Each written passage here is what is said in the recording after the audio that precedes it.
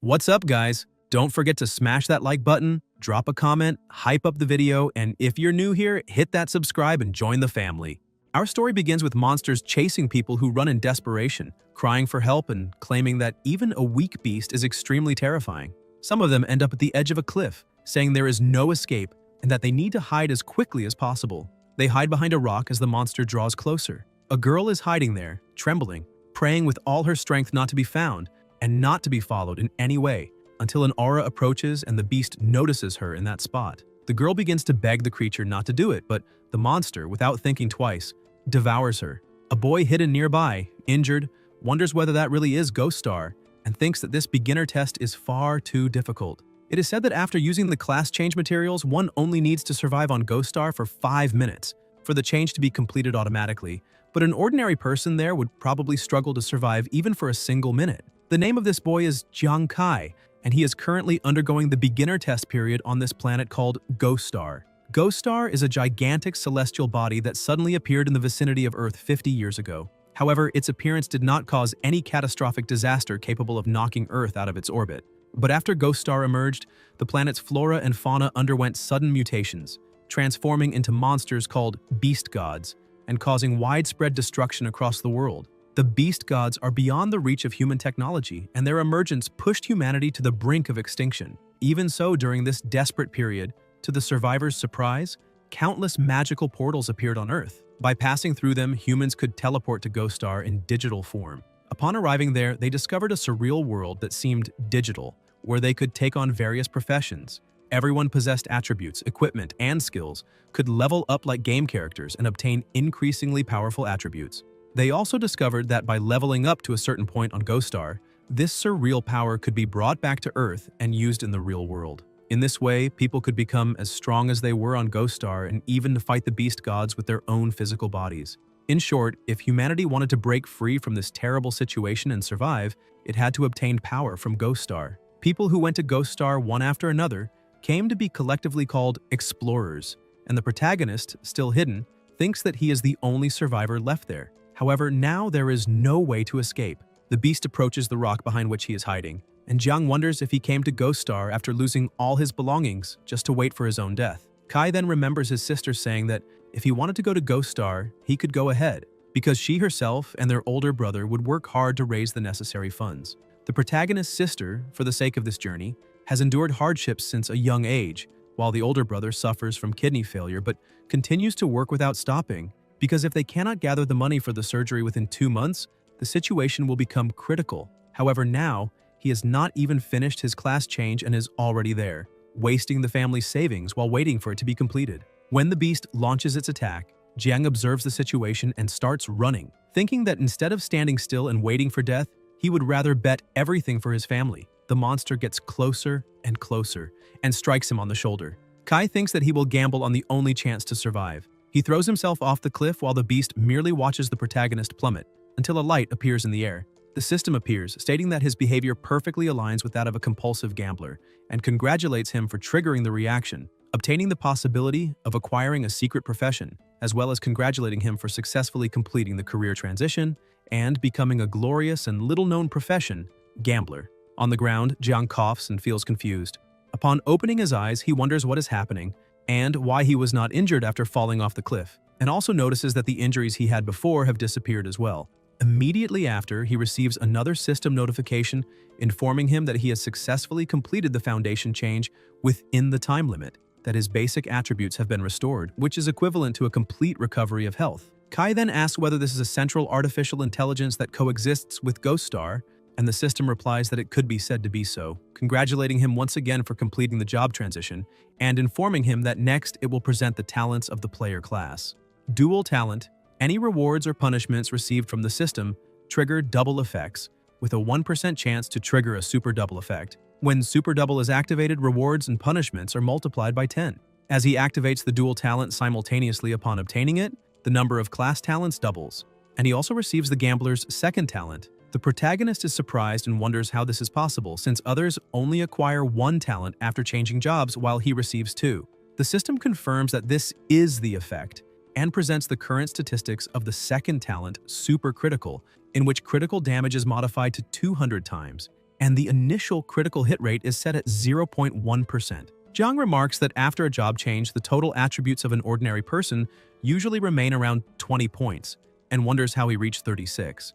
New notifications inform him that this is because the dual talent can also double the attribute points granted after a profession change, and Kai wonders whether this can also be duplicated. He then thinks that if that is the case, when leveling up on Ghost Star in the future, an ordinary person gains 10 attribute points per level, while he would gain 20, which would mean evolving twice as fast as others. The system notifies again that his critical damage is modified by 200 times, and that the initial critical hit rate is 0.1%. And the protagonist realizes that, in addition to this, he also possesses the second talent, Super Critical. While other people's critical hits only deal about twice the damage, his deal 200 times more. Although his current critical hit rate is only 1 in 1,000, if he manages to increase it, his future damage will be terrifying. Jiang wonders whether this was the weapon that the facial beast had used earlier and thinks that, before this, he only wanted to complete the job change as quickly as possible to earn money for his older brother's surgery, since even the most humble professions on Ghost Star earn more than on Earth. However, he did not expect to unexpectedly trigger a new job change evaluation and become the hidden and powerful profession of player. Thinking this way, he might be able to quickly gather the money needed for his older brother's medical expenses and allow his family to have a better life. Even so, completing the job change during the beginner test period is only the first step, because the next objective is to complete the main test mission. Reach the end of the test area, the City of Sacred Radiance, within 7 days. However, reaching this destination is extremely difficult, since the test area is infested with monsters. If he loses his life, the test fails and he is teleported back to Earth. Although losing one's life on Ghost Star does not harm the physical body on Earth, and it is possible to connect again, this seemingly mild completion penalty is something only the rich can afford. After all, entering Ghost Star requires a great deal of money. The rich have countless chances to make mistakes, but for someone poor like him, he must succeed on the very first attempt with no second chances. Just then, Jiang notices something. A very loud noise is rapidly approaching. Kai hides behind a tree and thinks that it is an extremely familiar scream. The monster opens its enormous mouth as a desperate young man cries out for help, and he immediately recognizes that voice as belonging to his longtime friend, Yuan Zhu. The protagonist realizes that he is surrounded by earth snakes and thinks that these creatures are extremely venomous, since a single bite is enough to kill someone, and there are 3 of them there. He shouts to Yuan not to be afraid, saying that he is already coming, and Jiang charges forward with his spear. Yuan asks what he is doing there and tells him not to worry about him, that he can run away because these snakes have high attributes and deadly poison, and they, still at level 1, have no chance of defeating them. Kai keeps advancing and kills one of the snakes with a single attack. Zhu is shocked and asks if he really managed to kill a snake. The protagonist, still in motion, thinks that using his partner to draw the snake's attention and then attacking from behind was extremely effective, but now he himself becomes the target as the others continue to close in. Yuan says that everything is over, claiming that these snakes are very agile. Jiang manages to dodge the attack of one of them, and Zhu becomes even more surprised, asking if he really escaped that. Kai thinks that after the class change, his attributes doubled, and that, even at level 1, his agility is already comparable to that of someone at level 2, so the agility of these level 1 earth snakes does not even come close to his. He shouts for Yuan to keep drawing their attention. Then the weapon moves swiftly, and the remaining snakes are eliminated one after another. Yuan remains incredulous and says that he was only serving as bait, while it was Jiang who killed them all. The protagonist feels relieved and thinks that his profession is clearly focused on agility, with little strength, but with enough damage to instantly eliminate level 1 monsters. He concludes that the steel spike obtained from the face beast can be good equipment to increase strength in the beginner zone, since in Ghost Star, strength directly equals attack power. Zhu comments that he always heard that beginners usually only lose their lives to monsters, and asks how a beginner can manage to kill them, also questioning how Jiang did it. Jiang replies that he was lucky with his profession and became a gambler, but makes it clear that this cannot be told to anyone else.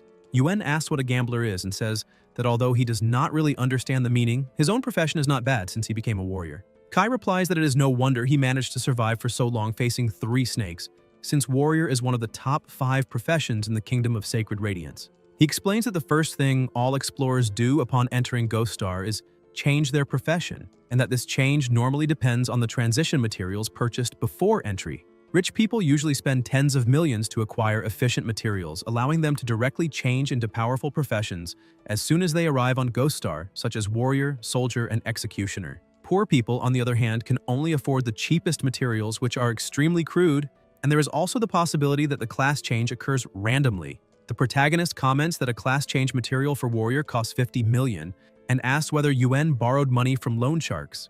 Ju replies that this was not possible and says that it is a long story, promising to explain later.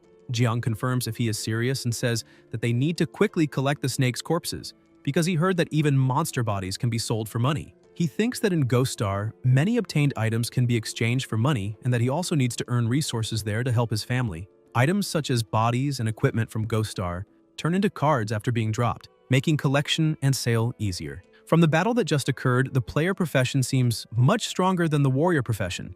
At that moment, someone approaches, and the two are startled. It is a woman who introduces herself as Su Nuanuan, saying that it is extremely difficult to pass the trial alone and asking if she can form a team with them. The protagonist apologizes and says that they can barely take care of themselves and that bringing her along could be dangerous. Su interrupts him and asks them not to leave her alone, explaining that her profession is medic, that she can heal them and also extract venom from snakes like those to enhance weapon attacks.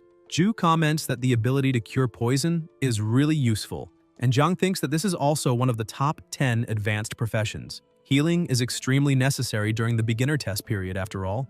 If he had not taken advantage of the class change to restore his health earlier, he probably would have already lost his life. He then formally introduces himself and proposes that they join forces to proceed together to the destination, and Nuan thanks him. Yuan teases, saying that he only changed his mind because he's a pervert, and Kai replies that he wants to beat him up. Meanwhile, on Earth, in the city of Jiangzhong, in the Kingdom of Sacred Radiance, at the base of Ghost Star login portal number 18, inside the Data Research Laboratory, an analyst comments that the current wristwatches are truly amazing, as they can accurately locate explorers on Ghost Star. Someone approaches and states that this is natural, since most watches sold on the market today can detect various Ghost Star data, and the more advanced the watch, the richer its functions. It is Su Lanlin, instructor of the beginner test, who asks how the newcomers are doing and how her sister is.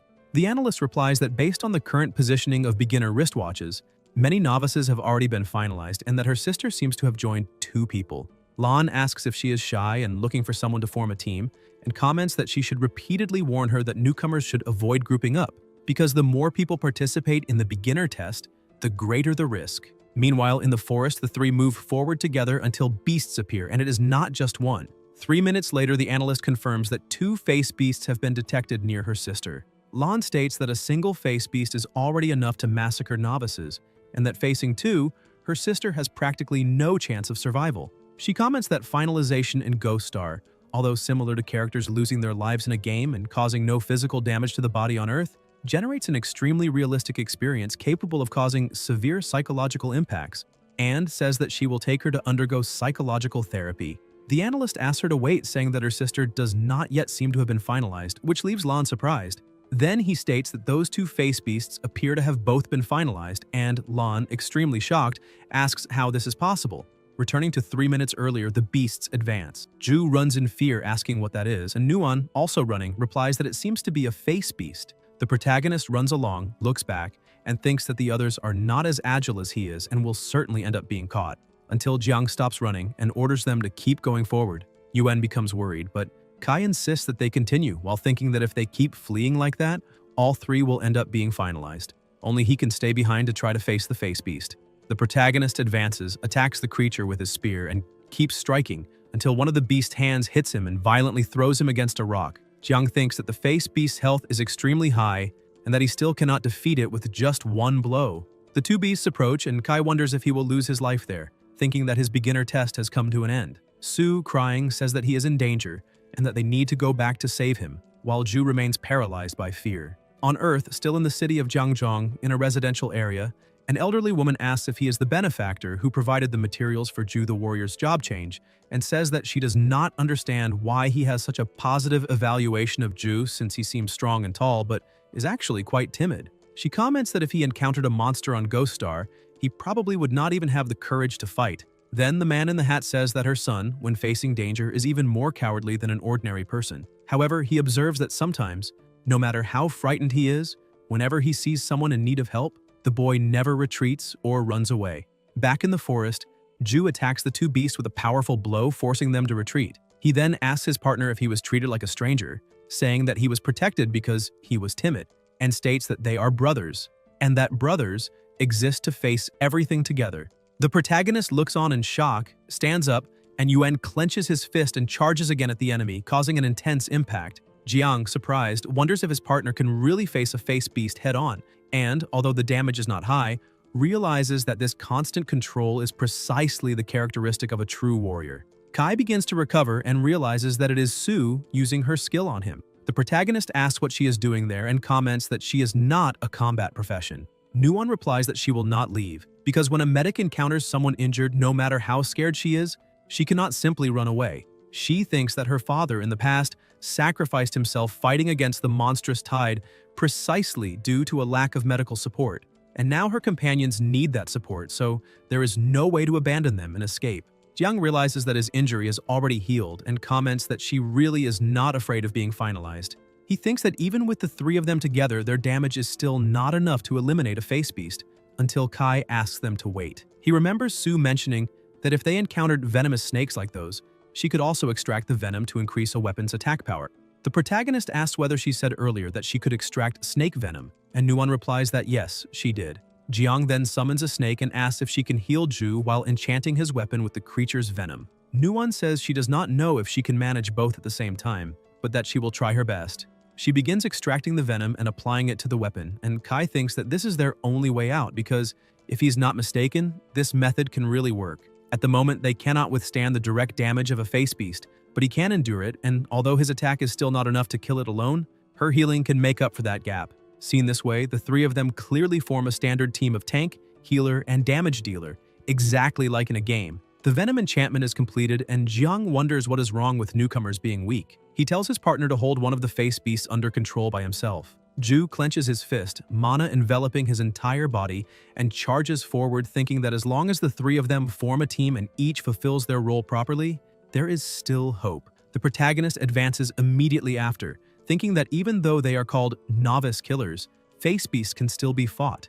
An explosion occurs, and one of the beasts is finalized, making Jiang instinctively smile. He thinks that they did it, that it worked, but then realizes that there is still one beast left alive. Kai notices that teamwork is truly effective, and even facing another enemy, they continue advancing together. While the protagonist and Yuan attack the monster head-on, Nuon continuously releases her healing abilities on the two of them. After that, in the laboratory, Lan asks whether, according to the bracelet data, they really eliminated two face beasts, commenting that just one would already be enough to massacre an entire group of newcomers, and questioning how the three managed to achieve such a feat. The analyst replies that, according to the data, Nuon has no offensive capability at all, and the warrior on the team also deals little damage, so considering this information, the one responsible for the kills can only be someone named Jiang. However, the strange thing is that they cannot identify his profession. Lan asks how they cannot track his profession and how that is possible, questioning who someone capable of eliminating two face beasts without their class appearing in the records could be. At that moment, the system notifies that the player Kai collected the face beast's corpse.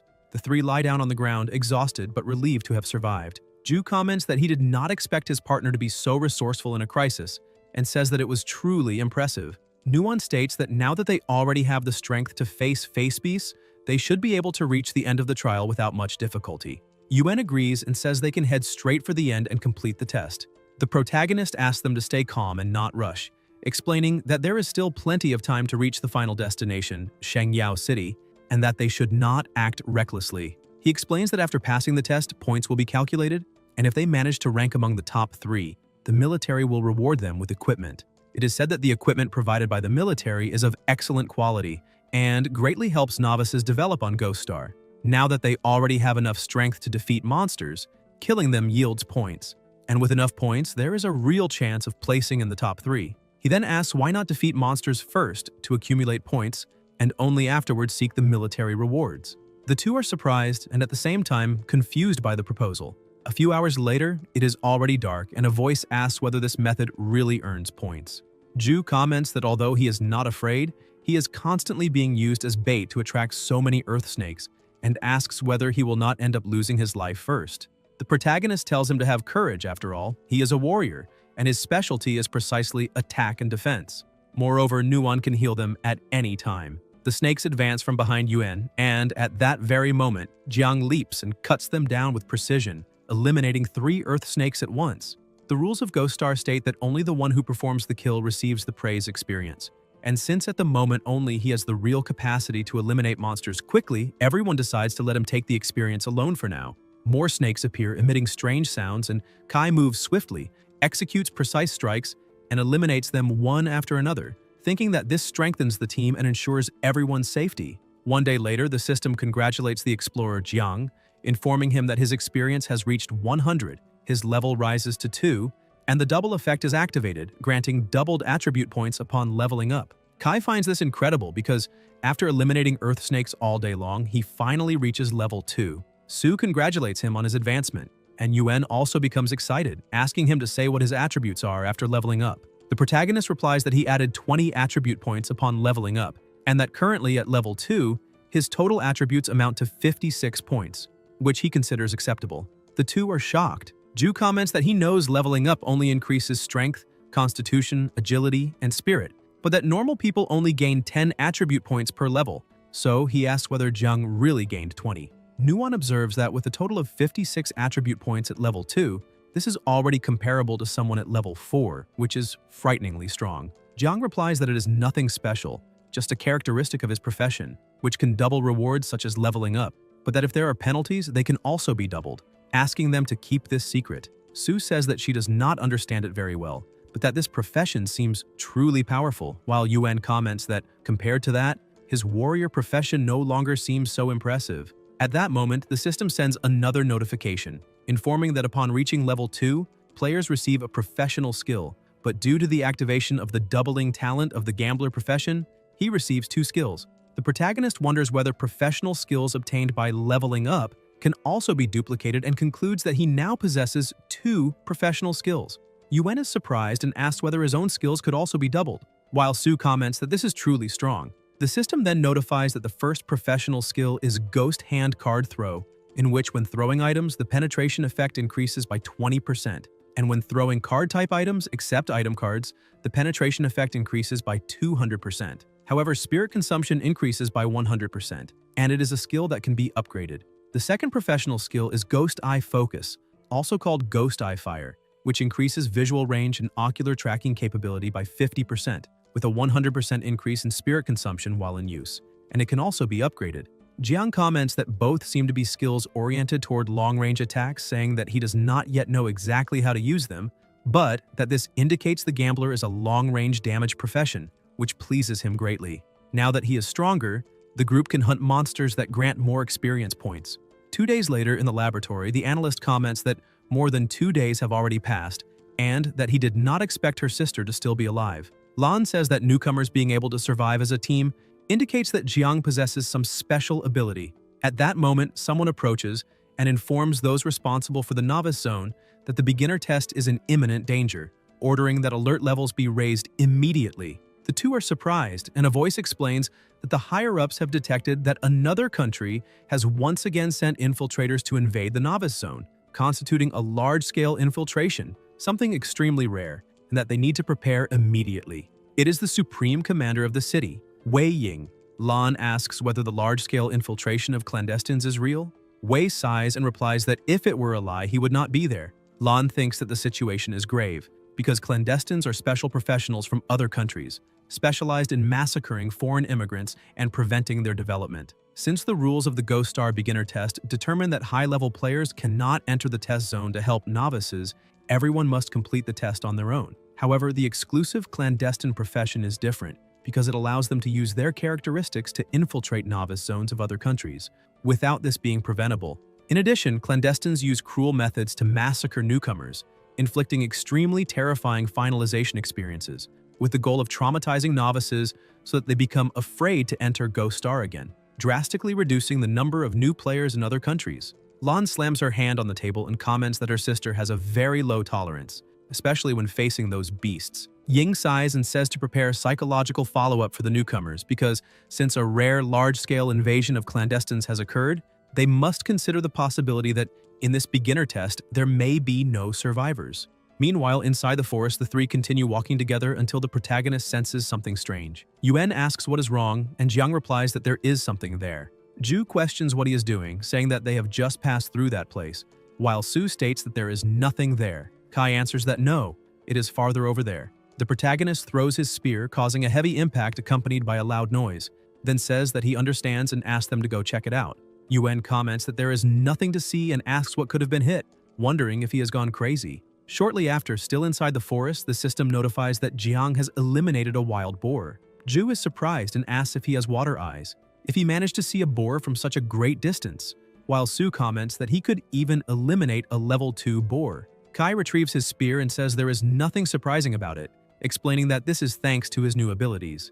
More notifications appear informing the collection of the corpse of a short-spined wild boar and 19 short boar spines, which can be used as weapons. The protagonist thinks that his current professional skill, Phantom Hand Card Throw, increases the damage of thrown projectiles, and that Phantom Ocular Focus works as if adding a telescope combined with a slow-motion effect, allowing his attacks to reach longer distances with greater precision. This means that he can now take down enemies from afar before low-level creatures can even detect him. Jiang comments that he is close to reaching level 3 and says they should go hunt monsters elsewhere. Zhu sighs and replies that he is still stuck at level 1. At that moment, a voice comments that the team is really very lucky. Someone watches Kai and his team pass by and says that he did not expect to find such a surprise so soon after arriving, stating that now they can have some fun. The protagonist asks who they are. A young man steps forward and tells them not to be afraid, saying that they are not bad people, they just want to open their chests, hang them up and let them bleed until they dry, or maybe skin them and attract face beasts to lick them slowly until the finalization. Several men surround the three. Then someone emerges from the water and comments that he is summarizing, because this time, the bosses have only one objective. Jiang does not understand what he means. The person who comes out of the water smiles and introduces himself as a clandestine passenger, captain of the second team, stating that he is there to ensure that no newcomer from Sheng manages to pass the test. Su says that she knows this type of person, clandestines specialized in massacring newcomers. The two are frightened, and Nuan adds that she also noticed that all of them are level 3 or above, with even someone at level 5. The protagonist thinks that these numbers are not just words, wonders if level 5 explorers really exist, and concludes that with his current attributes, he can at most compete with someone at level 4. The clandestines begin to approach. Jiang moves quickly and realizes that he has no choice but to act. He tells the two to stay together, that they will split up and run for now. They start running. The captain sneers, asking whether getting into trouble and scattering so quickly is the behavior of cowards, and whether all people from Sheng act this way. He orders 2 people to eliminate that coward who ran off alone, leaving the others to the main force, which will be responsible for slowly torturing the rest. Deeper in the forest, Kai keeps running without stopping while 2 men chase him, commenting that he is fast but will soon be caught. Suddenly, they look ahead and no longer see him, becoming confused, searching around and asking if he's playing hide and seek, saying that this makes everything more exciting and that when they find him, they will cut off his feet first. At that moment, a weapon is thrown. One of the men catches it and asks if that child still intends to resist, stating that he can easily defend against the attacks of any novice. In the next instant, he is struck head-on and thrown far away. His partner looks on in shock until an explosion occurs. The villain asks why he was thrown so far and whether he is all right. When he realizes what happened, his companion has already been finalized and he asks how this is possible. The protagonist, still hidden, comments that he lost his life with just 1 strike and asks if this is how a clandestine behaves, saying that they are not as strong as he imagined. The villain, seized by panic, asks if he is not a novice from Sheng and how he managed to eliminate a level 3 teammate. The clandestine checks his attributes and becomes even more frightened, saying that his total attributes at level 3 are only 45 points. He asks whether that novice has around 60 total attribute points, questioning how that is possible.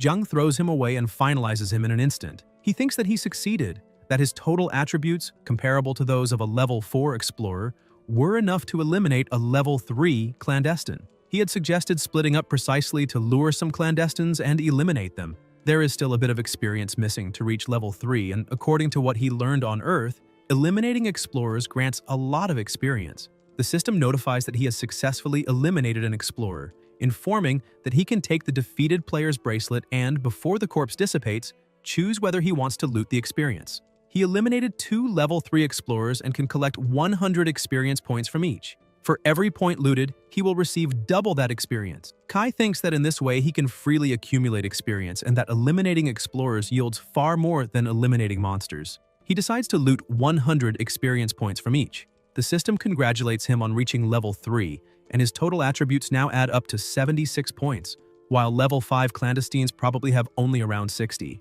Jiang takes the watch of the finalized clandestine and moves forward, thinking that he finally has enough strength to go back and save Ju and the others. Elsewhere in the forest, Yuan and Su are injured, surrounded by clandestines. They comment that one is a martial artist and the other a medic, saying that they did not expect to encounter two high-level professions from Sheng so early on, professions of such quality. They state that they should torture them to the end. Even injured, Nuwon continues healing Ju. She comments that their partner is being chased by two clandestines and wonders whether he will really come back. Yuan replies that he certainly will because, although his brother usually runs away when it comes to chasing girls, when friends or family are in danger, no matter how desperate the situation is, the clandestine states that the foreplay is over and that now they will skin them alive. At that moment, the protagonist approaches enveloped in an overwhelming aura, causing the clandestines to start coughing as they are struck by invisible spikes. Ju says that he knew he would come back. The clandestine captain asks who is there, whether it is the one who fled earlier, and orders him to come out and face him. He thinks that he cannot see him and has no idea where he is, even wondering whether Sheng has developed a new profession capable of entering the beginner zone. Faced with this, he decides that they need to retreat. The clandestine starts to flee and Su warns that he is trying to escape. Jiang approaches and asks whether, after torturing his brother, he now intends to simply leave. Kai releases his weapon, which pierces the enemy's body, and Ju drops to his knees. The protagonist says that all the clandestines have been eliminated and asks how they are. Su replies that he finally came back, but says that her brother is seriously injured and that she can no longer heal him. Yuan coughs and says that he knew Kai would return, but adds that this time he thinks he cannot go on. He adds that no matter what happens, their adventures together are his most precious memories, and that from now on, each of them must carry their own responsibility and strive to pass the trial. Nuwon starts crying, and Jiang lowers his head, asking what the hell he is even complaining about. He explains that he deliberately only finalized two clandestines, and that if they finish them off quickly and collect experience to level up, they will then be able to recover with full health. Su agrees, saying that on Ghost Star it is possible to gain experience and level up by eliminating explorers. Yuan comments that then he was not pretending for nothing. Kai says that he already knew this and sums it up by saying that since that group of clandestines just tortured them, while they eliminate them, they can repay them in kind and show what divine retribution means. A clandestine asks whether that is not a bit excessive. The protagonist asks if it really is and replies that in Sheng this is called repaying favors, a traditional virtue. Ju comments that if this is a virtue, then they should demonstrate it to the fullest. The clandestine wonders what kind of demons these people are. At that moment, in the Data Research Institute of the Clandestine Passenger Department of another country, some voices comment that this is far too terrifying because a newcomer from Sheng has just eliminated all of them. He was even more ruthless than they themselves, stole their experience, and even caused them to lose a level. High-ranking officials of that country question what is happening, stating that the clandestines are being humiliated in defeat and asking whether Sheng has developed a new profession capable of countering them. Meanwhile, in Sheng, the analyst comments that the situation is not good at all because, judging by the bracelet data that Nuwon transmitted earlier, she and her team certainly encountered clandestines. Lan shows concern and Wei sighs, saying that no newcomer has ever escaped the clandestines and that they should prepare for psychological counseling before finalization. The analyst clarifies that this is not what he meant and explains that according to the data, Nuwon and the others not only did not lose their lives after encountering the clandestines, but also leveled up. Everyone is shocked. Ying asks how this is possible, encountering clandestines, surviving and still leveling up, questioning whether the clandestines were helping them kill monsters.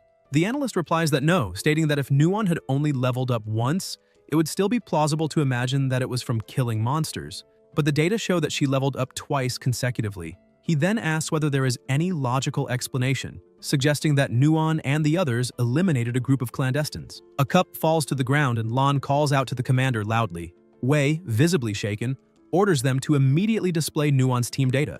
An electronic sound echoes, and the data of the three members appear on the screen. Ying comments that they really reached level 3 and that without eliminating clandestines, it would be impossible to gain 2 levels in such a short time. Lan says that this makes no sense, because Nuwon is a non-combat profession, and a martial artist's damage is low in the early stages, questioning whether Jiang crippled all the clandestines by himself and saying that this is far too exaggerated. Wei replies that his intuition tells him it was definitely that Kai, but that his level and profession are unknown, and asks what is going on.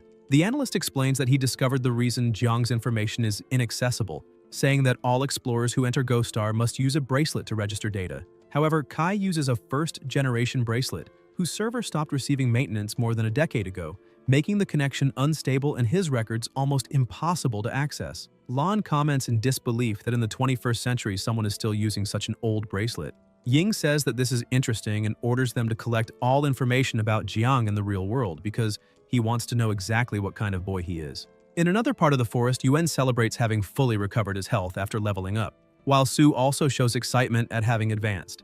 Ju asks whether she also acquired the professional skill Earthshaker Stomp, saying that he can now repel nearby enemies and that it is very strong. Nuwon replies that she activated the professional skill Benevolent Healer, making her heals even more effective. The protagonist comments that, as expected of the professional skills of a martial artist and a doctor, they are not flashy but extremely practical. Yuan notes that Kai is already one level above him and asks whether he can now bully clandestines like he does. Jiang asks what he is thinking and whether he really believes he can face level 3 clandestines, stating that he himself is already level 4 and telling them to look at his attributes.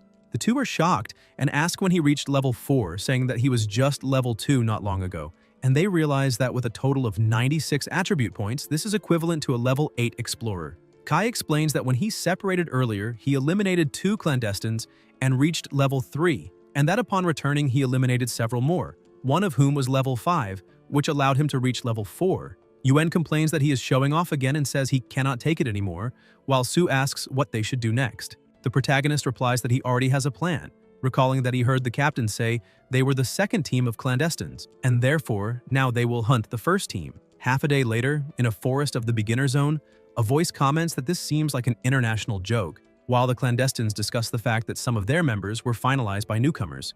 They are the members of Clandestine Team 1, all at level 5. The team captain orders them not to let their guard down, stating that if the higher-ups mention this matter, it is not without reason and that they must act with extreme caution. Some ask what they should be worried about since the beginner zone has a level cap of 5 and the entire team is level 5, making them practically unstoppable there. Ju asks whether he is sure he wants to face 9 level 5 clandestines, while Su asks whether it would not be better to simply leave. Jiang replies not to worry because with his current attributes, even if he cannot eliminate them immediately, he can at least guarantee an escape.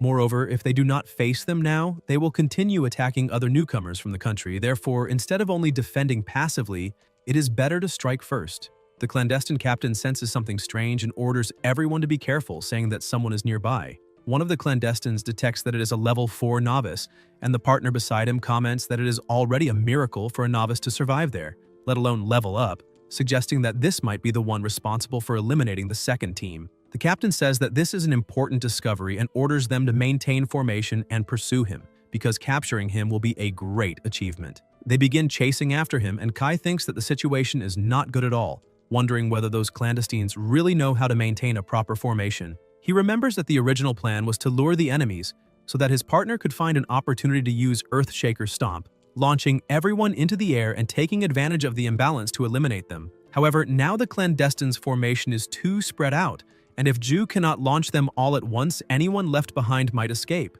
Even so, there is still a countermeasure because if they want to eliminate them all, he will have to take a risk. The protagonist leaps forcefully toward the ground, releasing immense energy and advances, thinking that he may need to risk his own body to fully draw them in. The clandestines stop when they see him running back and ask why that kid is returning. One of them steps forward and asks where he thinks he is going, wondering if he got scared and started running around aimlessly. Jiang dodges the attack but ends up getting grazed and thinks that he is still not close enough. The clandestine mocks him, asking whether he can still run, while others threaten to skin him alive. Kai keeps repeating in his mind that it is still not close enough. The protagonist dodges all the subsequent attacks and the captain asks what they're doing. One of the clandestines replies that everyone there is level 5 and asks how that brat can dodge all their blows.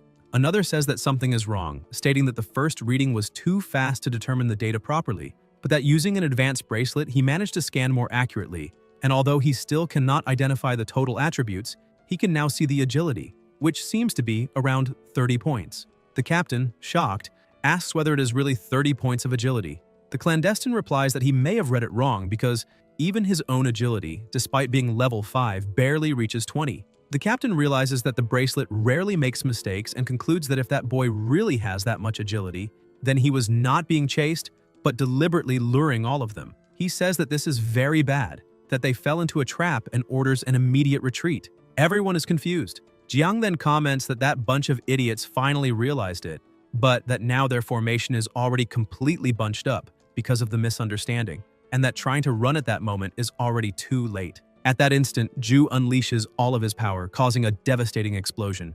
Kai, with a tremendous aura surrounding his body, tells them to bring on the next one and says they can leave everything to him. The captain and the clandestines are finalized in an instant, and the protagonist comments that he finished them all at once. Yuen is indignant and asks how 9 level 5 enemies were eliminated at the same time, questioning what kind of monster he is. The system notifies that the explorer Jiang eliminated 5 level 5 clandestines, looting a total of 2,000 experience points, and that the explorer reached the maximum experience limit of the beginner zone, advancing to the highest level allowed there, level 5. Kai comments that he finally reached level 5 and thinks that eliminating an explorer of a higher level doubles the experience gained, so a level 5 explorer yields 400 points. Nuon is amazed and asks whether he is really level 5, saying that she heard that this is the limit of the beginner zone. Ju asks whether he has already reached the cap, and the protagonist replies that it is nothing special because eliminating explorers yields a lot of experience. He explains that he deliberately left 4 clandestines with low health so that they would hurry up and finish them off, gaining experience. Yuen asks what they should do next. Jiang replies that to improve their combat power before this, he was the one defeating monsters and leveling up alone, but now that he has already grown strong enough, he will lead them in fighting monsters and earning points. And once both of them have accumulated enough points, it will be time to head to the final destination. Yuen comments that it is finally his turn to defeat monsters. Later, already at night as they continue walking, Kai says that they are getting close to the end, so there should be many points to accumulate there. However, the closer they get to the destination, the more terrifying the monsters become, to the point that even beginner zone bosses start to appear, which requires extra caution. Suddenly, a very loud noise echoes and several bodies are scattered on the ground. Su observes carefully and says that they are corpses of beast-faced humans. Yuen notices several bite marks and asks if they were finalized by some powerful creature. The protagonist activates his ocular focus ability and comments that earlier he spotted a golden light in the distance, wondering whether some golden creature had eliminated those 2 beast-faced humans. Nuon asks what kind of golden creature that might be. At that moment, a light appears behind them and begins to approach rapidly. Ju asks what kind of creature could eliminate 2 beast-faced humans and wonders if it is coming after them. The light closes in at high speed and passes by them, making Su ask what that was. Yuen says that it is a golden creature, and that thing really has its eyes on them. The light approaches Jiang, who becomes momentarily confused, unable to react. Ju warns him to be careful, saying that thing deals a lot of damage and attacks by biting, and that he needs to avoid being hit until it is finalized. The pressure around them increases, and everyone watches closely. Suddenly, Kai appears holding a small animal in his hand, something that looks like a mouse. Yuen asks in disbelief whether something that fast was really captured by him, and Nuon asks if it was just luck. The protagonist asks whether they really think that is fast and says that it is nothing more than a fat, chubby mouse. The mouse, clearly irritated, asks who he thinks he is, to call it that, and claims that being captured was only a momentary lapse.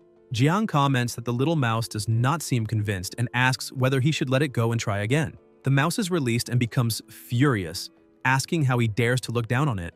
An intense light explodes around them, and Ju, worried, asks why he let it go, saying that thing was capable of eliminating 2 beast-faced humans. Jiang grabs the mouse again and releases it once more, saying that it is far too slow for him. Kai keeps grabbing and releasing the mouse repeatedly. Yuen asks if he is really that fast, and Su says that this is unbelievable. After a few minutes of this process, the mouse becomes completely paralyzed, not even trying to escape anymore. The protagonist watches the scene and says that it seems he has tamed that mouse since it no longer even tries to run away.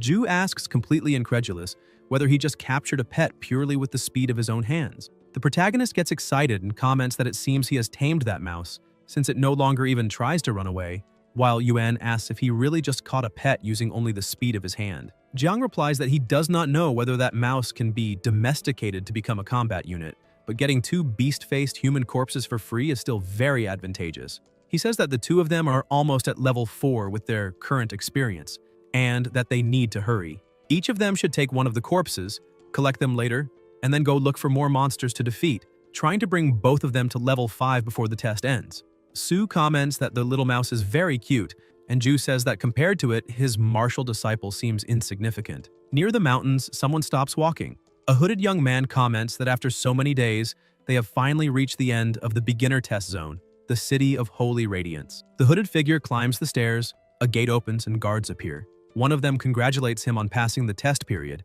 saying that they are responsible for welcoming new personnel and greeting him, stating that he has now officially become a Ghost Star Explorer. However, they explain that someone has already taken first place before him, although the ranking is not that important, and they emphasize that it is excellent for a newcomer to pass the test. The hooded man asks if he really was not the first to arrive and why they believe that. The guards are startled and explain that rankings are based on points, and that having many monster corpse cards can be exchanged for many points. The officer then asks whether he managed to eliminate that many monsters. The hooded man lowers his hood and introduces himself as the second young master of the Huang family, a future high-ranking member of the Black Tortoise Guild, Huang Wei, stating that he has already undergone special training before coming to Ghost Star. The officer is even more surprised and asks about the Huang family, owners of the Black Tortoise Guild, while the guards, equally shocked, comment that the Black Tortoise Guild is among the top 10 in Holy Radiance, so it is no surprise coming from such a prominent family. The officer congratulates him based on his score, saying that he not only took first place in this trial but can also enter the top 10 of all Holy Radiance. Wei says that this is excellent and declares that for him, taking first place in the competition is only the first step as a newcomer, and that in the near future all of Ghost Star will belong to him. Deep within the beginner test zone, the protagonist finds it strange and comments that after walking for so long, they should encounter more monsters as they get closer to the end, asking why they have not found any and whether the mouse scared them all away. Nuon asks how that would be possible since the mouse is so cute. At that moment, an extremely loud noise erupts and a monster approaches. Jiang widens his eyes and asks if it is the shadowless wolf, realizing that there are several of them advancing together with the beginner zone boss of the Holy Radiance Nation, the shadowless Wolf King. Kai says that this is bad and explains that it is the beginner zone boss. So, the reason there are no monsters around is that they have intruded into the boss's territory. The wolves surround them, and Yuan, with tears filling his eyes, says that he has heard that the Wolf King is the strongest creature in the beginner zone and has never been defeated, that encountering it means certain finalization, and asks what they should do now. The protagonist thinks quickly because there are too many wolves, and if he were alone he could still escape, but his companions would certainly have no way to flee. So there is no other option but to fight to the end, and he tells the two of them that they can no longer escape, that the only way to break this situation is to eliminate the Wolf King. They must cooperate to defeat it. Yuan releases an absurd aura around his body, moves rapidly, and strikes the ground with an impact like an earthquake, forcing some wolves back. Jiang tells his partner that since they have reached this point, she should apply the Earth Serpent venom to the weapon, and Nuon releases the venom. Kai uses Ocular Focus and Ghost Hand Card Throw, telling them to watch. The attack flies toward the Wolf King and hits it, but does not even leave a scratch. Everyone is stunned, and the protagonist, indignant, asks whether they really failed to break the Wolf King's defense. The Wolf King opens its enormous mouth, releasing overwhelming pressure, and the wolves charge together, launching an unrelenting assault. Su says that the situation is bad because the king has ordered the pack to launch a large-scale attack, while Ju asks whether there might be another way.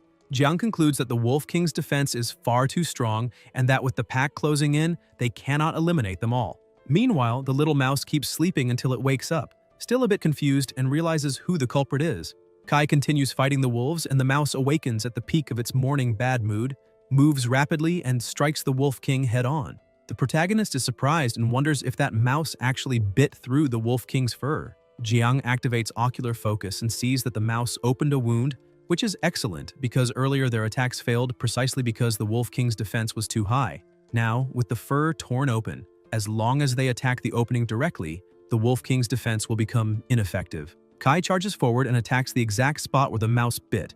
The mouse falls to the ground and the protagonist realizes that it worked, thinking that as long as they keep using Ocular Focus to strike the wound, they will definitely succeed. Jiang then continues attacking directly into the opening, causing a massive impact and defeating the opponent. Nuon is shocked and comments that it was done with just a single blow. Ju asks if he really defeated the Shadowless Wolf King, and even Kai looks surprised.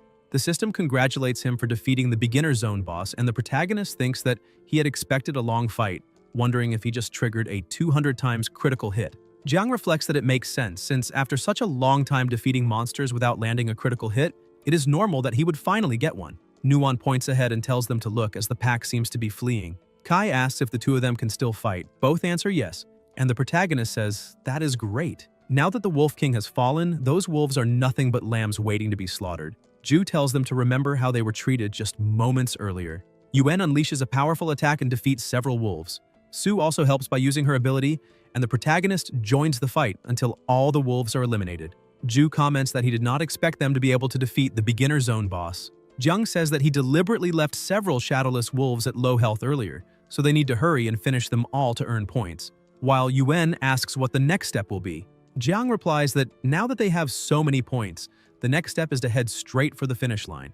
Hours later, Yuan hears a noise ahead and asks whether that is the territory of the Holy Radiance Nation in Ghost Star. Nuwon comments that the place is magnificent, and Kai says that of course it is, because the City of Sacred Radiance is the main operational base of the Holy Radiance Nation on Ghost Star. At that moment, the little mouse runs off, and the protagonist says that it is fine, that this is the little one's freedom, and that if fate allows, they might meet again. In the reception hall of the beginner test area, the officer congratulates him for passing the test and introduces himself as Xia Tao, the one responsible for welcoming newcomers, explaining that all who passed have already gathered there. Jiang asks if he can see the ranking of the newcomers who passed the test, and the officer replies that he can. Huang comments that it is a coincidence and says that he did not expect that cheap household servant working for his family would also participate in the trial, then suggests showing the ranking. Kai thinks that he did not expect Wei to have arrived there so long ago. Huang begins celebrating being number one and says that they will perfectly fill the remaining slots from the bottom up, while the people beside him comment that those losers have pathetic scores and are all useless with 0 points. The protagonist thinks about how his sister worked hard for the Huang family, saving money to come to Ghost Star, and how that man repeatedly harassed her and even used his brother's illness to insult him. Ju reacts and advises Huang to be careful with his words, while Jiang says that it is fine. Kai asks everyone's pardon and says that he would like to inform them that the rankings will soon be reordered, because they themselves will take the top 3 places. The hall falls completely silent for a moment until everyone bursts out laughing. Huang asks what he is talking about and says that 3 people from the bottom of the list claiming the top 3 spots can only be a joke, stating that someone there has gone crazy. The partner beside him comments that they need psychological counseling. The protagonist tells his companions not to hide anything anymore. Nuwon smiles. Ju taps his watch and says he was waiting for him to say that, and then they decide to put all the cards on the table. They display the countless monsters they defeated together, and everyone is completely stunned. Huang comments that there are many monster corpses, not only beast-faced humans, but also countless shadowless wolves, and he can even clearly see the shadowless wolf king among them. Wei asks if this is some kind of joke, how losers could eliminate so many monsters, including the shadowless wolf king, and questions how that could possibly be real. Kai says that whether it is true or not, the rankings will show everything. People comment that the rankings have already been updated, so their claims are indeed valid, and Huang, consumed by anger, asks how this is possible, and whether they really placed among the top 3. The protagonist asks if he thinks that is all and says they can also ask about the elimination of clandestines. They display several watches, and Jiang explains that those can be counted toward the score. The officer observes carefully and states that this is a clandestine bracelet from L Nation. Huang says they have been exposed and asks how newcomers could eliminate clandestines, claiming that, as he suspected, they are nothing but a bunch of liars. He adds that there were no clandestines in that trial and asks if anyone there saw any, and people reply that they did not. Wei tells everyone to observe, stating that everyone present can testify that no one saw clandestines, so they must be pretending, suggesting that their scores be cancelled, the case investigated carefully, and severe punishments imposed on them. At that moment, a voice tells everyone to calm down. He states that the appearance of clandestines is indeed a fact, only that there has not yet been time to inform everyone. He says he was also surprised when he first heard the news, but that the higher-ups specifically requested to personally commend Jiang and the other 2, which proves that everything is absolutely true. He introduces himself as Liu Jun, vice commander of the city's military region. People murmur, saying that the city's vice commander is present, an extremely important figure, and realize that this confirms they truly eliminated clandestines. Huang asks in disbelief if this is really true. Liu states that the army has decided to grant Kai an exceptional upgrade to his equipment rewards for resolving the clandestine crisis. The rewards for the original 2nd and 3rd places have been upgraded from Class B to Class A, while the reward for 1st place, which was Class A, has been upgraded to Class S. They become excited and express their thanks. The surrounding people grow indignant upon hearing that the rewards were raised to Classes A and S, asking whether that means they will already receive such excellent equipment right at the start. The protagonist explains that currently, equipment in Ghost Star is ranked from S to F, with F being the worst quality and S the best. Generally, Class B and C equipment are already considered very good, while Class A and S equipment, being extremely rare, are the dream of every explorer. Huang becomes even more irritated and thinks that if Jiang receives a Class S reward, fine. But the problem is that Jiang pushed him from first place to fourth. He says this is unfair and that there must be something wrong with the results, claiming that Jiang's entire family is of low status and asking why people of low status should be better than him. Kai asks whether it is not enough that the military has confirmed everything and tells him to shut up and stop insulting their family. Wei draws his sword and asks if he said something wrong, claiming that Jiang's entire family is nothing but trash, that his brother is a sick dog, his sister merely a maid, and that he himself is just a punk he used to beat up in a corner, asking if he really thinks he can step over him now. The protagonist's expression turns serious. Huang says he knows that Jiang's sister, the maid, still works for him, and threatens him, saying that if he dares provoke him, he should think carefully about the consequences. Jiang moves in an instant and slashes him. Wei is injured and confused, and the people around are also shocked. Nuan and Zhu watch in silence, completely stunned, while Kai remains serious. Liu only smiles faintly. A young man comments that Huang comes from the Huang family, one of the country's top 10 guilds, and asks whether that boy really dared to make a move against him. Wei, clutching his wound, asks if he truly dared attack him and if he knows who he is opposing. The protagonist, with evident killing intent, calls him a monster and says that he went so far as to threaten his family, asking if he really thinks that does not matter to him. Huang falls silent. Jiang steps forward and states that in this apocalypse, family is the most important thing to them, and that if anyone dares touch them, he will definitely take action, no matter who it is, even if he has to eliminate them. Kai advances once more toward Wei and strikes him directly, sending blood splattering. The system notifies that the explorer Jiang has successfully defeated a level 1 explorer, informing that 6 experience points can be looted and asking whether he wishes to loot them. Kai comments disdainfully whether it is only possible to loot 6 experience points and asks if large families are really that poor. People are outraged by his audacity in defeating the young master of the Huang family,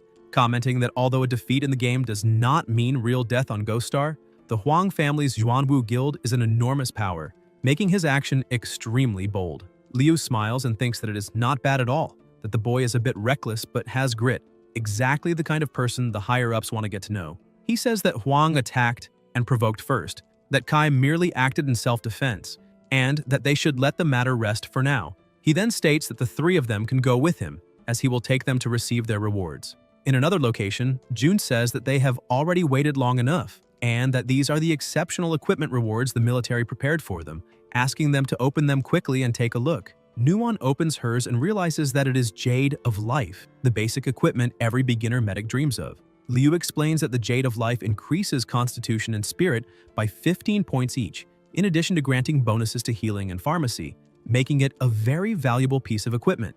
Zhu gets excited when he sees that his is a leather armor, and Jun explains that the Blackrock Rhinoceros hide armor increases defense and strength by 16 points each, in addition to reducing damage taken by 16%, making it a balanced piece of equipment for both offense and defense. Su urges the other partner to hurry up and open his as well. The protagonist opens his reward and widens his eyes. The system notifies that the equipment has not been identified and that identification is required. Jun asks whether it is an item that requires an identification card to be viewed, and Zhu comments that if it needs that, then it must be something truly excellent. Liu confirms this, saying that higher quality equipment usually requires an identification card and that, by coincidence, he has a few with him and can help identify it. The system activates and reveals that it is the 9 Tribulations Soul Hunter, an S-class weapon that increases strength, penetration, and agility by 9 points each. Its special effect causes each use of Soul Hunt to increase critical hit rate and critical damage by 10%, stacking up to a maximum of 90%. However, after a critical hit occurs, all bonuses are reset.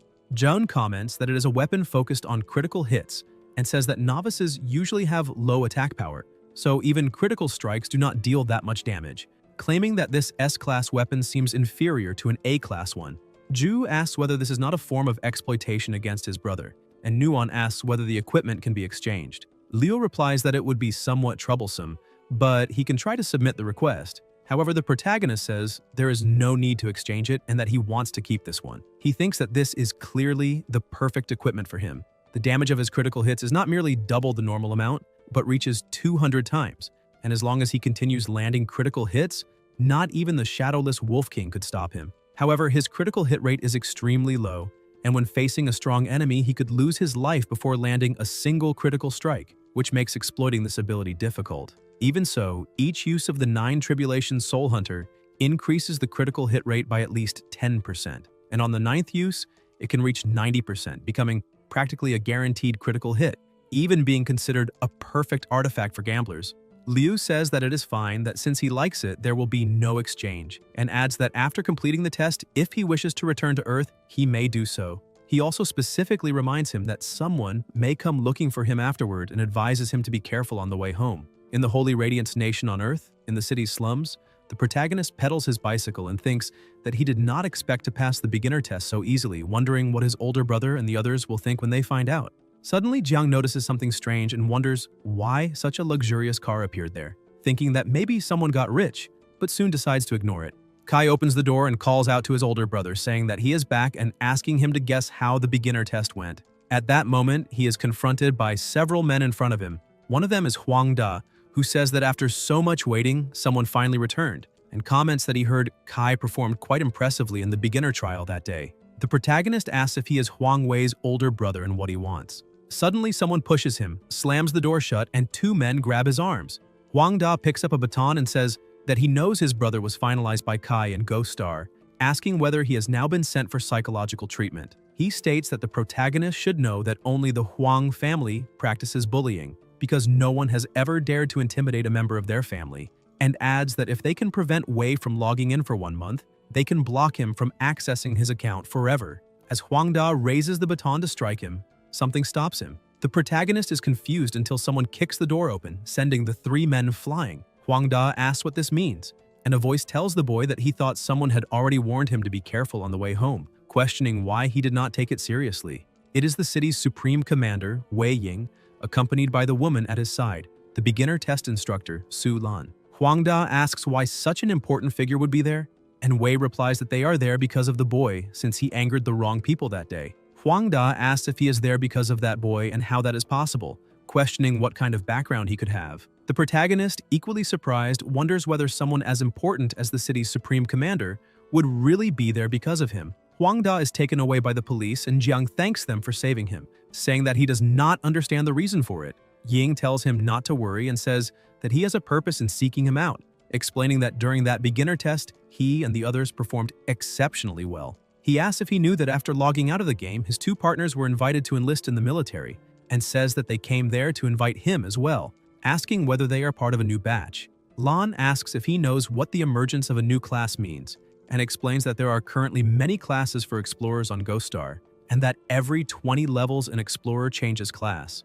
With each job change, an explorer's attributes and abilities shift, some becoming stronger while others weaken. Many classes end up becoming practically useless in later stages after a job change. And for this reason, in order to find greater combat power, the military has been constantly discovering new classes. She says that what he possesses appears to be a new and powerful class and asks whether he would be willing to join the military as part of a new batch. She tells him not to worry, saying that they are not forcing anything, and apologizes, explaining that before coming, they had already investigated his family's information and knew that his brother was ill. If he agrees to join the military now, they will not only protect his family, but also cover all of his brother's medical expenses. Jiang falls silent for a moment. The commander asks what his decision is, reminding him that he went to Ghost Star to pay for his brother's medical bills, and says that if he agrees, he should report to the army the next day, and the instructor will meet him then. Kai watches the 2 walk down the stairs, takes a deep breath, apologizes, and says that he refuses to join the military. They are confused and ask for the reason. The protagonist replies that he knows joining the military is a good thing, but that applies to classes that have already proven to have strong long-term development potential, such as Ju's martial disciple class and Nuon's medical class. He says that in his own case, the situation is different because he belongs to a new class, and asks if they remember when the drunk class first appeared, which was also highly valued by the military. He explains that at that time, the military strongly supported the drunk, who became famous very quickly, but when it was discovered that he had little long-term development potential, he was abandoned, and one only needs to look at his current situation. He admits that this time, he got carried away and let his guard down, not expecting the Huang family to act so shamelessly, which is why they distanced themselves from areas controlled by them as soon as possible. He thanks them for the help, but states that he and his brother have relied on each other for more than 10 years, and are more accustomed to controlling their own fate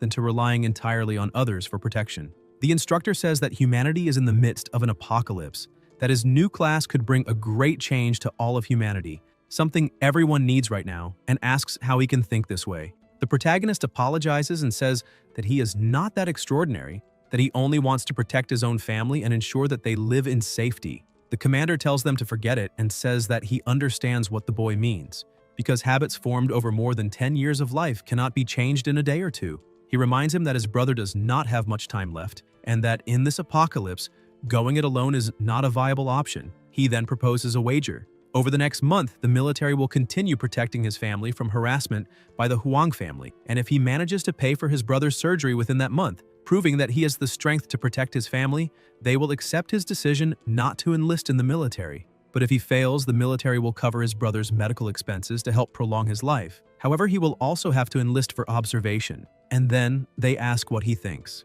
Everyone falls silent for a moment until Jiang smiles and replies that the deal is on.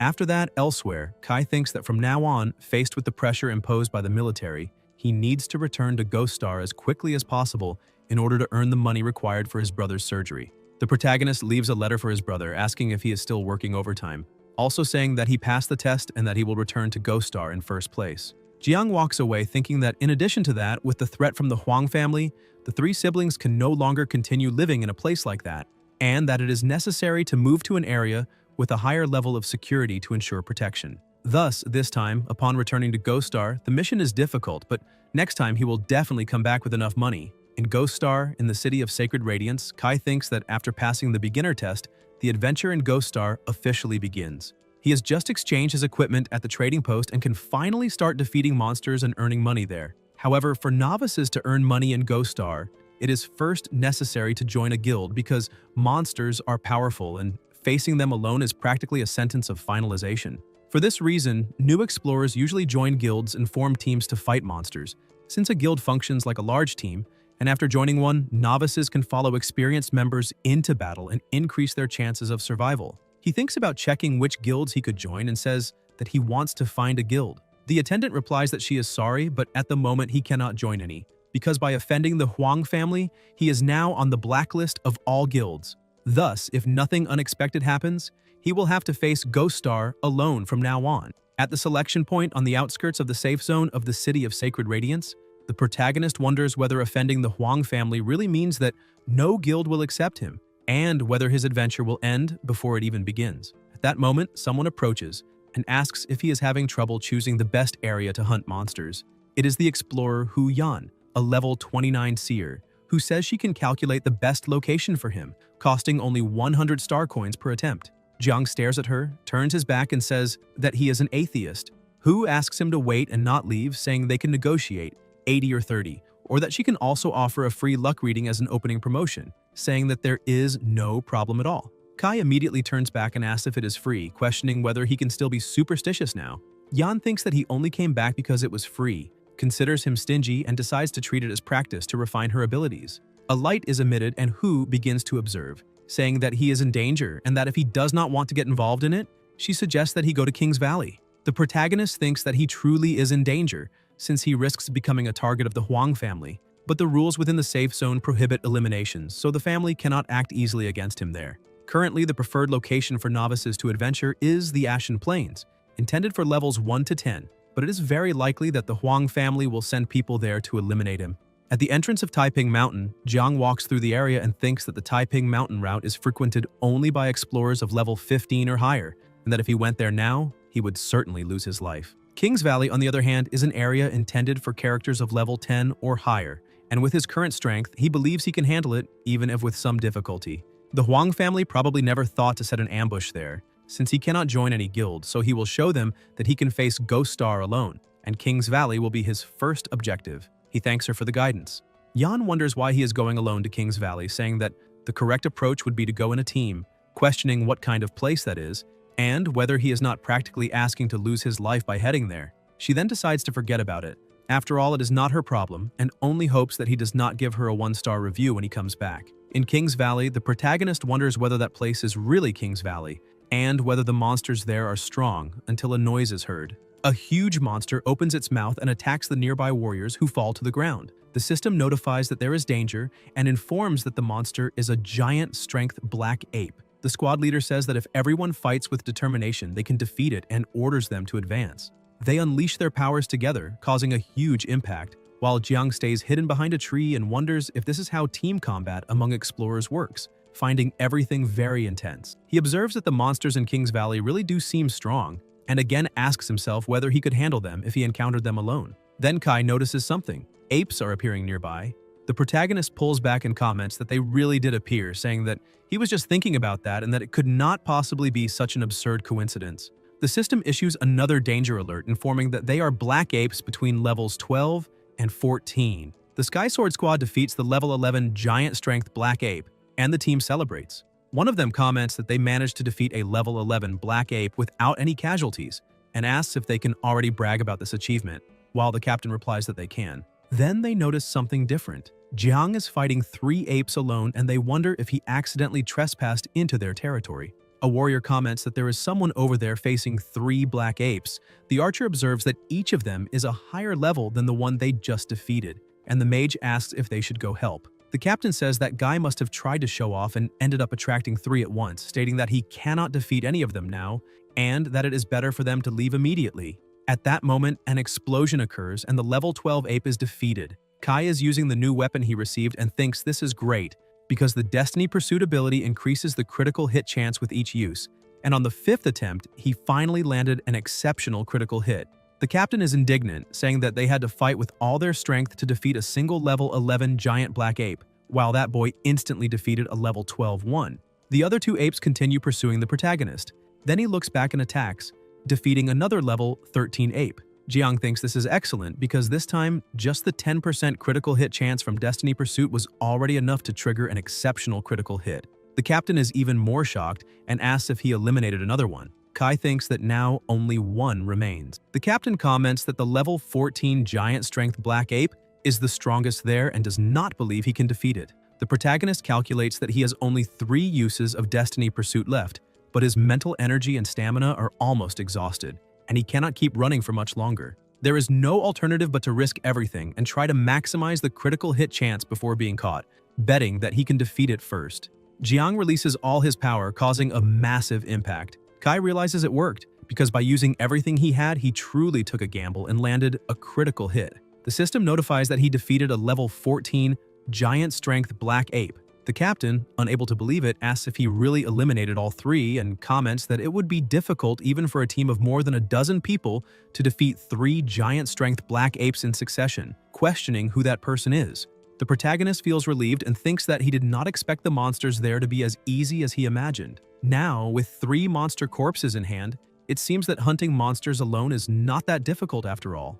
Jiang quickly moves away, and the captain comments that the expert has already left, saying that he should definitely approach him if he encounters another expert of that level. He also questions who stopped the team from helping the expert from the beginning, and says that he deeply regrets it. In the Ashen Plains, there is another team in the area, and a voice asks if they saw that correctly: 3 martial arts apprentices, a soldier, and a medic. Someone who is being strangled asks whether that is not the renowned Black Tortoise Guild Eagle Squad of the Huang family, questioning why they would be in beginner areas like the Ashen Plains when they seem so strong. The medic comments that they searched the entire Ashen Plains and still could not find Jiang, and a martial arts apprentice says that he heard she was the last person to see him. The seer, still being strangled, asks why they want him. The warrior replies whether that is not common knowledge, and the partner beside her says that Kai offended the Huang family and that they were sent by the Huang family to take revenge. Yan confirms and says that he went to King's Valley and that they can find him there. The captain drops her to the ground and warns that if she dares to lie, she will be finalized when they return. 2 people there comment that the Eagle Squad is an elite team among the Huang family's level 20 explorers and that, facing such a powerful team, Jiang is definitely doomed. Hu hears this and says that for ill-mannered people, seers do not tell the truth, then adds that she just performed a secret divination for them and calculated that the most likely outcome of them going after the boy is their own finalization. One day later, the protagonist remarks to himself that things are going excellently, since he has defeated 16 giant strength black apes and finally reached level 6. He thinks that people say the corpse of a giant strength black ape is worth a fortune, and that although hunting them is difficult, as long as he keeps this up, his brother's medical expenses will be guaranteed. At that moment, a voice asks whether he wants to join them on a hunt, and he sees a hooded man accompanied by several armed men. The team captain explains that there are 3 teams hunting elite giant black apes together, and that if they succeed, they will split an elite chest, then asks whether he wants to participate. Jiang asks about the team hunt and says that he does not have a group since he is alone. The leader replies that this is not a problem as they only need one more person. Near the mountains, there is a gathered group with several level 15 apes already finalized, and someone comments that there are 4 elite giant black apes in that area, guarding a cave where there is an elite chest. However, 4 elite black apes are extremely strong, and since there are only 3 teams, they need someone to lure one of the apes away. The teams present are teams 1, 2, and 3, and the captain explains that if he pulls one of them away, the 3 teams will eliminate the other 3, and then he can return to share the treasure chest with them. Kai thinks about the elite chest and remembers that people say these chests contain many valuable items, far more profitable than monster corpses, so he really needs to find a way to obtain that treasure. However, facing elite monsters that require a full team to defeat, they want him to lure one alone, which makes it clear that they do not intend for him to return alive, allowing the 3 teams to keep the chest that would normally require 4 teams. Having already stepped into this situation, refusing would probably not allow him to leave, so he agrees. The captain tells them to begin, and the warriors advance. The apes notice the movement, and the captain orders the plan to be carried out. The protagonist moves forward, drawing attention and saying that he is there, lures one ape, and starts running. The captain watches and comments that it is not bad, that the boy really managed it, thinking that this way they will have one less team to split the treasure with. An explosion occurs, and Kai keeps running, thinking that they are truly calculating. The attributes of these elite black apes are several times higher than those of ordinary apes, and any normal explorer would lose their life trying to lure one alone. But he is not a normal explorer. The protagonist attacks the ape with his overwhelming power, causing a massive explosion, and notifications appear, informing that the level 15 ape has been defeated. Jiang thinks this is incredible because he did not expect that not even an elite black ape could withstand his supercritical strike, and then decides that it is time to go after the treasure chest.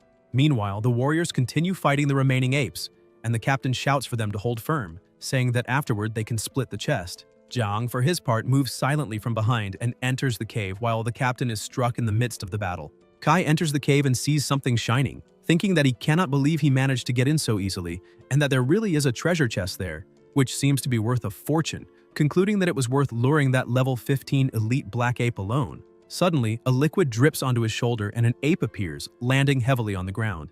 The protagonist wonders whether there is also a level 20 elite black ape inside the cave and whether they failed to detect it before the fight. The system issues a danger alert identifying an earth elemental monster, elite giant black ape strength level 20. Jiang realizes that the monster has completely blocked the exit and understands that there is no other option but to fight. Kai attacks the monster's eyes, but the ape remains unharmed. The protagonist wonders whether even striking the eyes is insufficient to deal damage. New notifications appear informing that the current attacks cannot penetrate the target's surface defense and cause no damage at all. Jiang thinks that Chase Fate can only penetrate 9 points of defense, which is not enough to surpass that monster's 23 points, functioning similarly to the case of the Wolf King, and wonders where he should attack first since he needs to break the defense to be able to deal damage. At that moment, the ape advances and violently hurls him away. Kai coughs and thinks that it hurts far too much. The gap in attributes is simply too great, and he wonders if he's going to lose his life there. The ape grips him in its hand, and the protagonist thinks that dying in Ghost Star carries a penalty, allowing access to Ghost Star, again, only after 1 month. If that happens, he will immediately lose the 1-month agreement with Commander Wei, and in that case he, along with his brother and sister, will be forced to rely on the military. But at that moment, he feels extremely sleepy. In Jiang's mind appears the memory of when he was little and being carried by his older brother, who told him not to fall asleep and that he had to stay awake. That happened 10 years ago on the battlefield of the Beast God.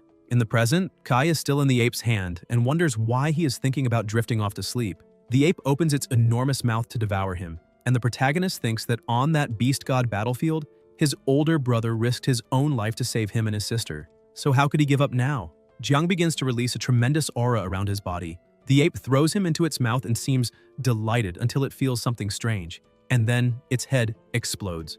The ape collapses to the ground. The system notifies that the ape has been defeated. Kai thinks that he succeeded, because although the earth element black ape has an extremely high surface defense, its internal defense, through the mouth, is not that strong. As long as he attacks the inside of the mouth, there is no need to penetrate defense, just like when they injured the Wolf King before killing it. After that, the elite chest now belongs to him. Half an hour later, the teams also defeat the apes and celebrate the victory. They say that it was thanks to that boy who lured one of them away that they were not all wiped out, but they believe that the boy was certainly finalized. The captain comments that this is great because If that kid died, there will be one less person to split the treasure. They enter the cave and the captain orders them to advance, saying that the treasure chest is waiting inside. Everyone widens their eyes when they realize there is nothing ahead. The captain asks what is going on, where the treasure chests are, and why the elite chest is gone.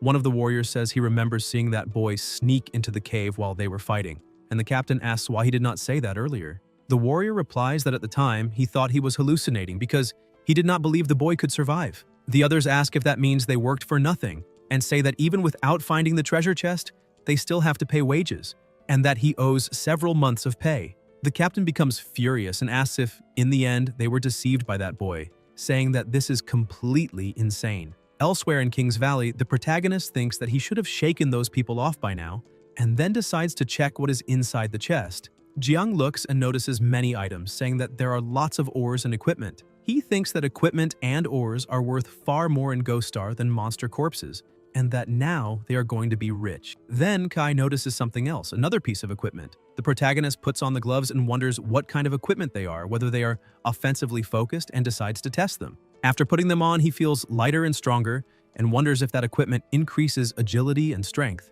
He decides to attack to test it. Jiang delivers a strike, and flames are released along with the attack. Kai thinks that an ordinary flame appeared on the short dagger, concluding that it is equipment that adds a common flame to weapons.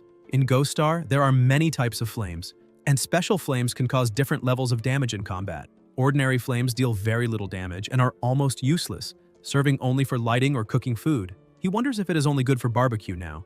A very loud noise is heard, and the protagonist becomes alert, wondering what that sound is. Something approaches, and it is several level 18 apes.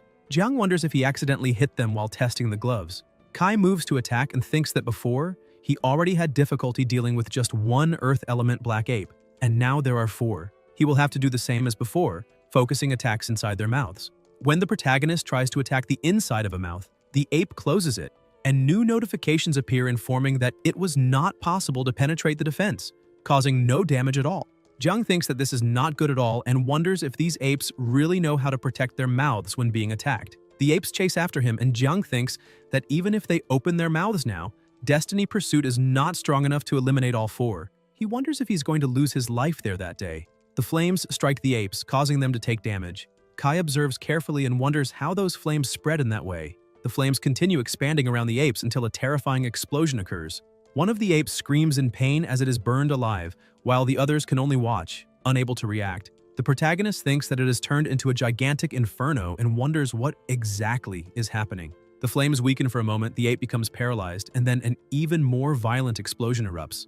Jiang is completely confused and wonders why all the black apes were suddenly finalized, commenting that he thinks he just saw the fire damage jump from 10 to 2,000 points. He wonders if 2,000 is simply 200 times 10, and whether those ordinary flames from the gloves can inherit the 200 times critical damage multiplier, in addition to spreading and dealing area damage. The protagonist reflects that although flames are weak by nature, as long as the monster has no fire resistance, the damage completely ignores defense. If the Inferno burns for 2,000 damage per second, then that equipment is basically an exclusive area damage artifact. If there is no longer any need to worry about penetrating defenses, then he can advance without restraint. That night, the giant strength black apes of King's Valley experienced the darkest moment of their lives as apes. They had never seen anyone capable of roasting them like frogs using nothing but ordinary flames, nor a demonic barbecue master who left no living prey within a 10-mile radius. The next day, when the smoke finally dissipates, the protagonist comments that this is great. He eliminated dozens of giant black apes during the night and finally leveled up. At the moment, the flame damage from the gloves is already practically unbeatable as area damage against level 20 monsters, and he also obtained 10 elite treasure chests. The enormous pile of black ape corpses will certainly be worth a fortune. Jiang watches everything in silence and thinks that playing solo is extremely lonely, deeply missing fighting alongside his 2 partners. He wonders how they are doing now and believes that, with the military support, they are probably doing better than he is. In another area of King's Valley, Yuan is irritated and asks why everything has become deserted, wanting to know which bastard wiped out all the black apes in the area. He says he has not found a single black ape for days and wonders how they are supposed to survive like this. Sue comments that she really misses the efficiency of their former partner, when he used to guide them to defeat monsters with ease.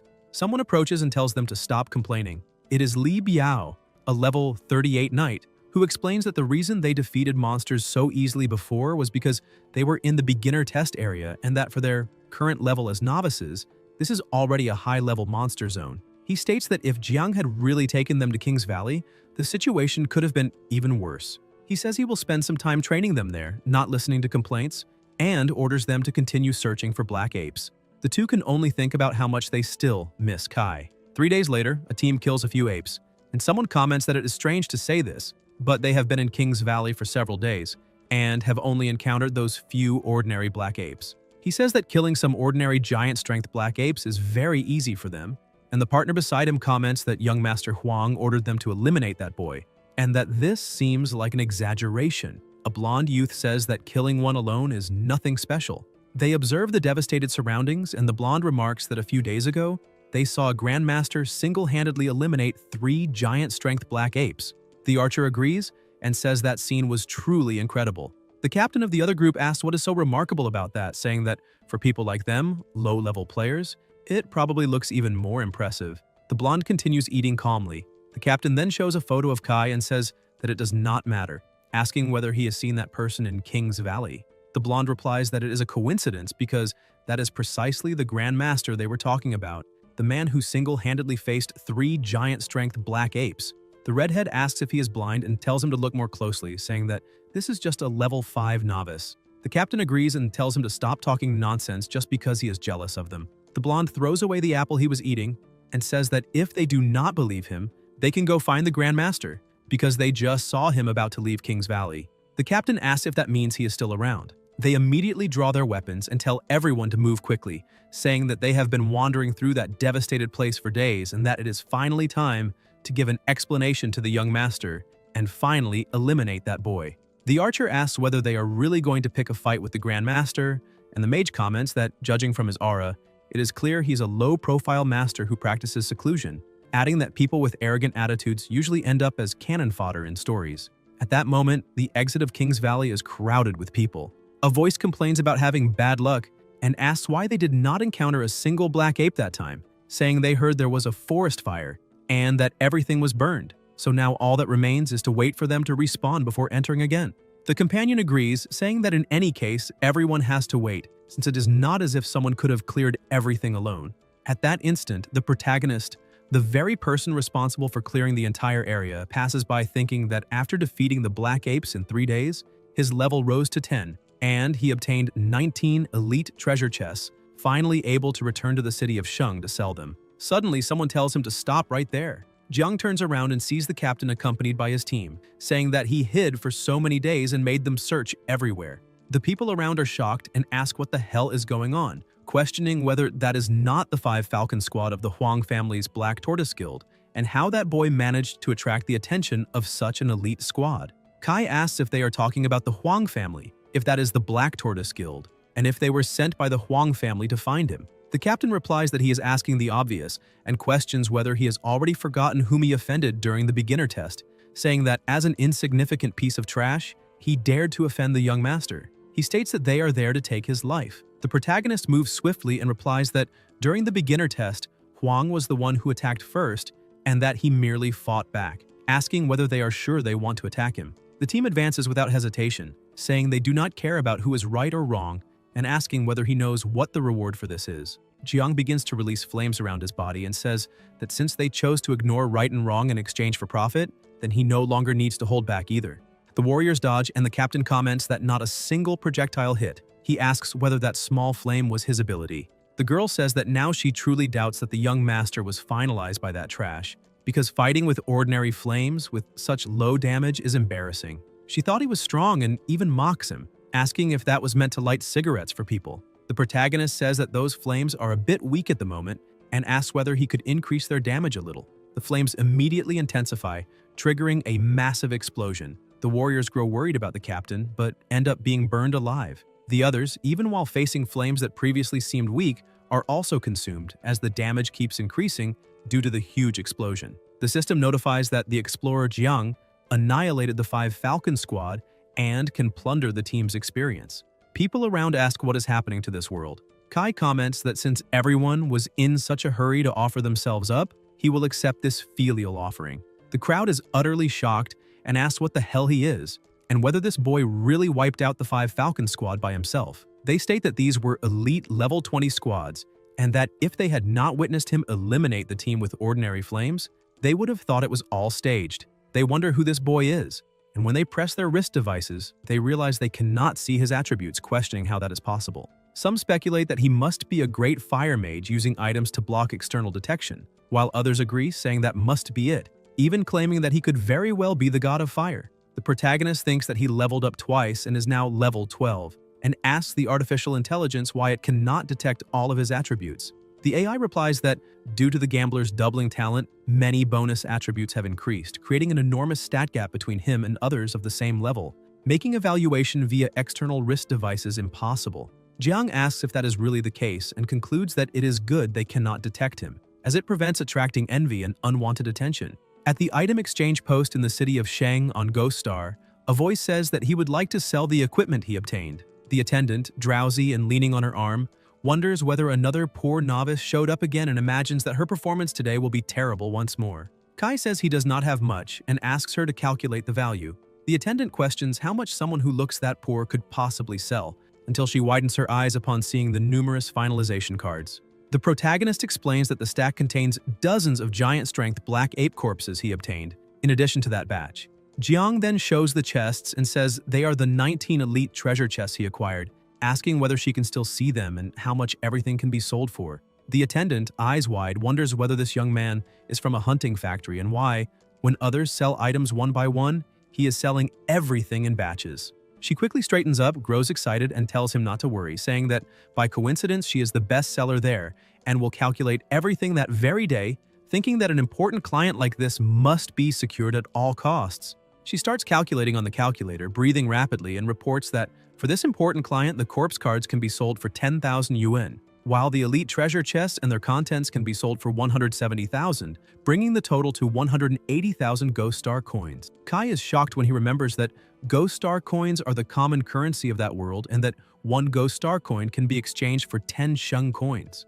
Doing the math, he realizes that comes out to 1,800,000, enough to cover his brother's medical expenses. He realizes that the bet he made with Commander Wei to take good care of his older brother has also been fulfilled, making it unnecessary to join the army and allowing him to return to Earth to arrange his brother's hospitalization. At that moment, someone asks him to wait and says it is the same person who asked to read his fortune last time, reminding him that she recommended going to King's Valley, where he clearly had an excellent harvest and even ended up fooling some ill-mannered people. The protagonist confirms that going to King's Valley truly helped him a lot, thanks her, and the seer asks whether he could grant her a small favor because of that.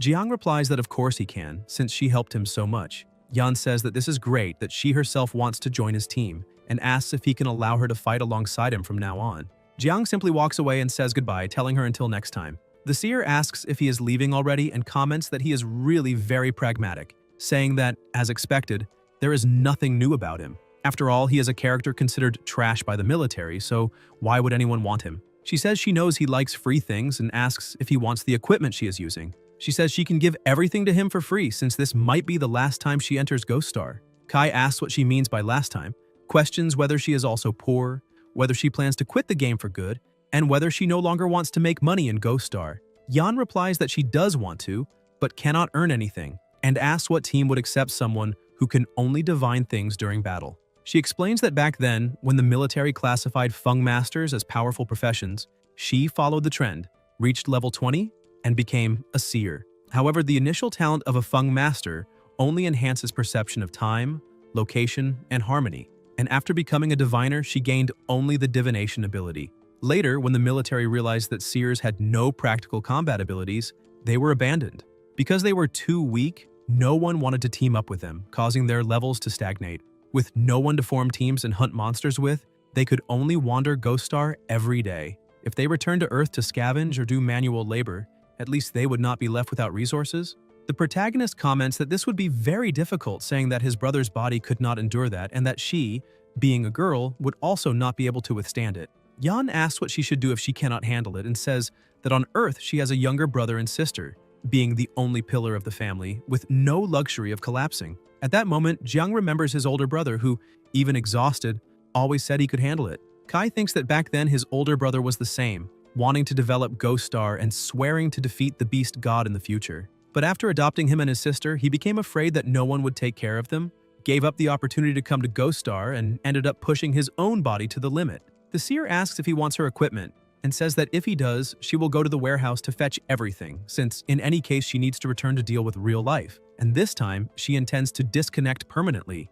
The protagonist asks her to wait, gives his name, and says that she is logging out now, but not permanently. He says that the next time she logs in, if she can still find him, they can form a team. Yan is completely stunned, starts trembling, and asks if he is serious. Jiang keeps walking and replies that if he lied to her, he would never make money in his life. The seer, with tears filling her eyes, says that he is far too stingy and cares so much about money that if he dared to say that, then it must be true. She runs over to hug him, saying that he is really a good person. Kai blocks the hug and asks what she is talking about.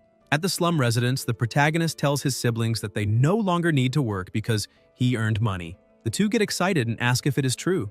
The sister asks where the money came from and whether it is something illegal. Jiang asks what she is talking about and explains that he got everything in Ghost Star. He says that the older brother's surgery can be scheduled for the next day and that she can return to school and study properly. The older brother comments that this time it must have been very difficult for him. Jiang replies that it is nothing, that compared to the effort his brother put into raising two orphans, this is not even worth mentioning. He tells him not to worry because the brother was always the one who worked hard, but now that he has this ability, he will ensure that everyone lives a good life. They toast to celebrate until the phone rings. It is the commander who says that he won the bet and asks if he has time now, informing him that he will send someone to pick him up later to show him something, and telling him not to forget to go. Outside the safe zone of the Shengyao realm, on the battlefield of the beast god, everything is in ruins, with collapsed buildings everywhere. The protagonist comments that after so many years, he wonders if the city where he lived as a child became like that. At that moment, Jiang notices something strange and says that he does not understand why he was summoned. An extremely loud noise echoes, more buildings begin to collapse, and a giant monster approaches. Warriors fight the monster, leading Jiang to ask whether that is an extraordinary creature fighting against the beast god. Currently, in Ghost Star, explorers have a watershed every 20 levels, divided into 6 stages. Explorers from level 1 to 80, although they can become stronger after advancing and undergoing job transfers, have their power limited, being able to use it only within Ghost Star. For extraordinary beings, however, the situation is different. When an explorer enters the stage between level 81 and 121 and becomes an extraordinary being, a qualitative change occurs because the power that previously could only be used within Ghost Star undergoes a transformation. An explosion occurs and the 3 warriors stare at the scene, all enveloped by an extremely powerful aura. The emergence of this surreal power represents not only a huge revolution in the military history of humanity, but also the greatest challenge it currently faces. As the most effective means of combating the beast god, the 3 warriors attack together. The protagonist comments that it is extremely strong, and Wei confirms that it is, asking whether he knew that this was only an ordinary beast god, and saying that they still have to deal with enemies of this level. He states that they have already sacrificed 2 extraordinary beings. Jiang is surprised to hear this, and the commander says that humanity's situation is not good, telling him not to forget to remain vigilant just because he spent a long time in the safe zone. He adds that Jiang won the bet this time, that he will honor the promise and will not force him. As for the Huang family, he says that he personally warned them not to interfere with him. He says it may seem strange that Jiang is receiving so much attention, but that he trusts his own intuition, because he feels that Jiang may become a great powerhouse in the future, perhaps strong enough to help the entire city. At that moment, it begins to rain and the 3 warriors manage to eliminate the beast. The commander continues, saying that in this apocalypse, his only wish is to protect his family. After all, joining the army means going to the battlefield, and the battlefield is truly dangerous.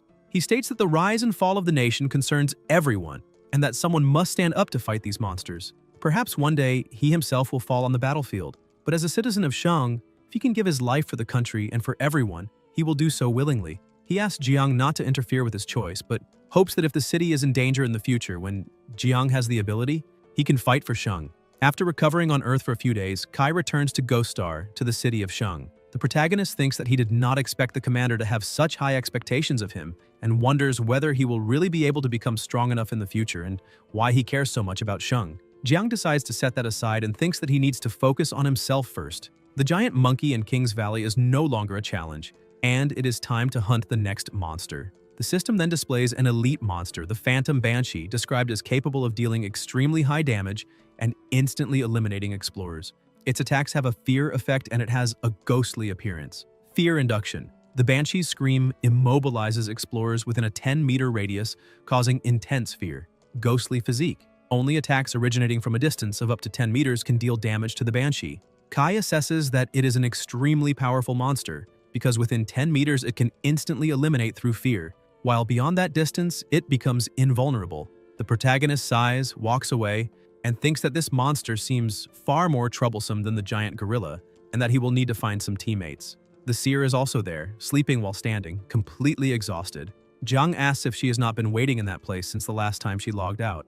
Yan replies that she knew he would return and that she had been waiting for him all those days. Kai says that he will always remember that. The seer asks if they are going to hunt monsters now and says that she found a very competent teammate for him, calculating that he would be useful in helping with the hunt, asking whether he wants to meet him. Kai asks whether he is really useful in hunting monsters or if he's just a drunk. At that moment, a young man approaches with drinks hanging from his clothes, saying that his name is Ruin Yu and that he is a drunk. The protagonist immediately runs away, saying that he does not want him. The seer comments that he is still so pragmatic and asks him to take the teammate along, saying that he is hardworking and very obedient. Ruin remains watching in silence. Yan adds that the teammate can also cook, give massages, and even said that as long as he is accepted into the team, he is willing to take no share of the profits after joining. Jiang widens his eyes, immediately steps up to Yu, introduces himself, and declares that the moment he saw him for the first time, he knew he was talented, saying that from that moment on, he is part of the team. He states that today, as captain, he will not hesitate to lead everyone in the hunt for the Phantom Banshee. After all, from now on, they are a family and must move forward together. Ruin asks whether the captain is really that troublesome, and the seer replies that he is, saying that if he does not treat someone like family, it is because of the fee, since the captain is extremely stingy. In the Phantom Banshee's territory in King's Valley, the elite monster opens the door and, shrouded in an overwhelming aura, the level 20 ghostly monster begins to move. They observe from behind a bush, and the protagonist comments that the Banshee is several times stronger than the giant monkey, and that if they are discovered, they will be instantly eliminated, so they must maintain absolute silence. He also warns that only attacks made within 10 meters can harm the Banshee, so they need to stay quiet and find an opportunity to approach stealthily. Someone calls out to him and Jiang tells Yan to be quiet while the seer looks confused. The voice calls again and Kai repeats for her to be quiet, but Yan replies that she was not talking. Kai asks if she was not the one calling him until Ruin appears, lying on a fallen log on the ground, drinking, calling the captain and asking him to come see what he found. The protagonist becomes irritated and the phantom monster approaches to attack them, opening its enormous mouth. Jiang asks what Yu is doing and whether Yan did not say he would be useful in hunting monsters, and the seer replies that she said that only casually. The phantom releases its fear-inducing scream, the surroundings become strange, and the system notifies an abnormal status, fear state. Kai comments that this monster is far too terrifying and that he cannot move at all, while Yan says they cannot defeat it and may only be able to wait for death. The phantom keeps its mouth wide open, and Ruin also advances, asking how such beauty can exist and how she dares to ask whether he is looking for her. Yu strikes the beast and says that it must be fate that brought them together, calling her a beautiful lady. He runs his hand over her face and comments that her tender skin is incredibly soft, adding that in truth, the one feeling fear now is the phantom. The system notifies that fear has been dispelled, and the protagonist wonders what is happening and whether he is controlling the Banshee. He thinks that the Banshee's terrifying scream must also have a cooldown, deciding to speed things up and finish it quickly. The ghostly beast falls to the ground while Yu remains on top of it, saying to let him give her a French kiss and declaring that from now on she will be his wife. Suddenly, a terrible explosion occurs, and after the smoke dissipates, Ruin falls to the ground asking where his wife is. Jiang says that it is already over, and the seer comments that the captain defeated the elite Banshee with a single blow. Yu kneels on the ground and calls them monsters for blowing up the wife he had just married, saying she was the only love of his life and that he will never love again. The protagonist asks whether he usually has episodes like that when he is drunk, and Yan replies that he does, saying that he is an incurable drunk, unable to avoid alcohol and prone to becoming even worse when drunk. She goes to retrieve the Banshee's elite treasure chest and corpse card, while Jiang thinks that Ruin was also affected earlier by the Banshee's fear scream and wonders why, even while affected by fear, he managed to counterattack. He reflects that the most detestable aspect of drunks is the loss of control over consciousness, but that this seemingly fatal flaw might allow one to ignore the Banshee's fear, concluding that this means something important. The seer approaches with the chest in hand, and Kai thinks that Yu is simply a natural artifact used to draw the banshee's fear scream. Yan, confused, wonders why the captain is suddenly smiling so maliciously. In another banshee lair, the phantom approaches. Someone moves quickly, and the monster notices. The protagonist orders his partner to advance, and Ruin charges forward. The phantom releases its fear scream, but Yu keeps approaching, asking why she is drooling when she sees him, and whether she desires him, saying that by coincidence, he also desires her. Ruin hugs her, and Jiang thinks that this is perfect because the ability has indeed been refined, and now they can attack up close. Yu, mounted atop the phantom, says that upon meeting her, he fell in love again and that tonight they will rekindle the small flame of love. Kai releases his power against the enemy, causing another explosion. Yu remains standing, calling them damned once more for blowing up his fiancée, before collapsing to the ground, knocking his head. The protagonist says they need to hunt the next banshee quickly before he sobers up, and the seer agrees. Over the next 3 hours, another explosion occurs, and Ruin shouts for them not to blow up his new wife, saying that his 23rd wife has once again been destroyed by those two beasts, while the two of them open yet another treasure chest. Meanwhile, Jiang keeps blowing up ghosts and collecting chests, saying that this is incredible, because he never imagined he could obtain 35 elite banshee treasure chests thanks to Ruin, completely wiping out all the banshees in King's Valley. Yan says she never imagined efficiency on that level. Jiang comments that after eliminating 35 elite banshees, he himself leveled up twice, reaching level 14, and that the only price paid was a broken-hearted Yu, admitting that Yan was right to say he was useful. Yan agrees and says they can consider this a way to help him develop psychological resilience after breaking up with his girlfriend. Ruin asks what training psychological resilience is, and says that the two of them are real scoundrels.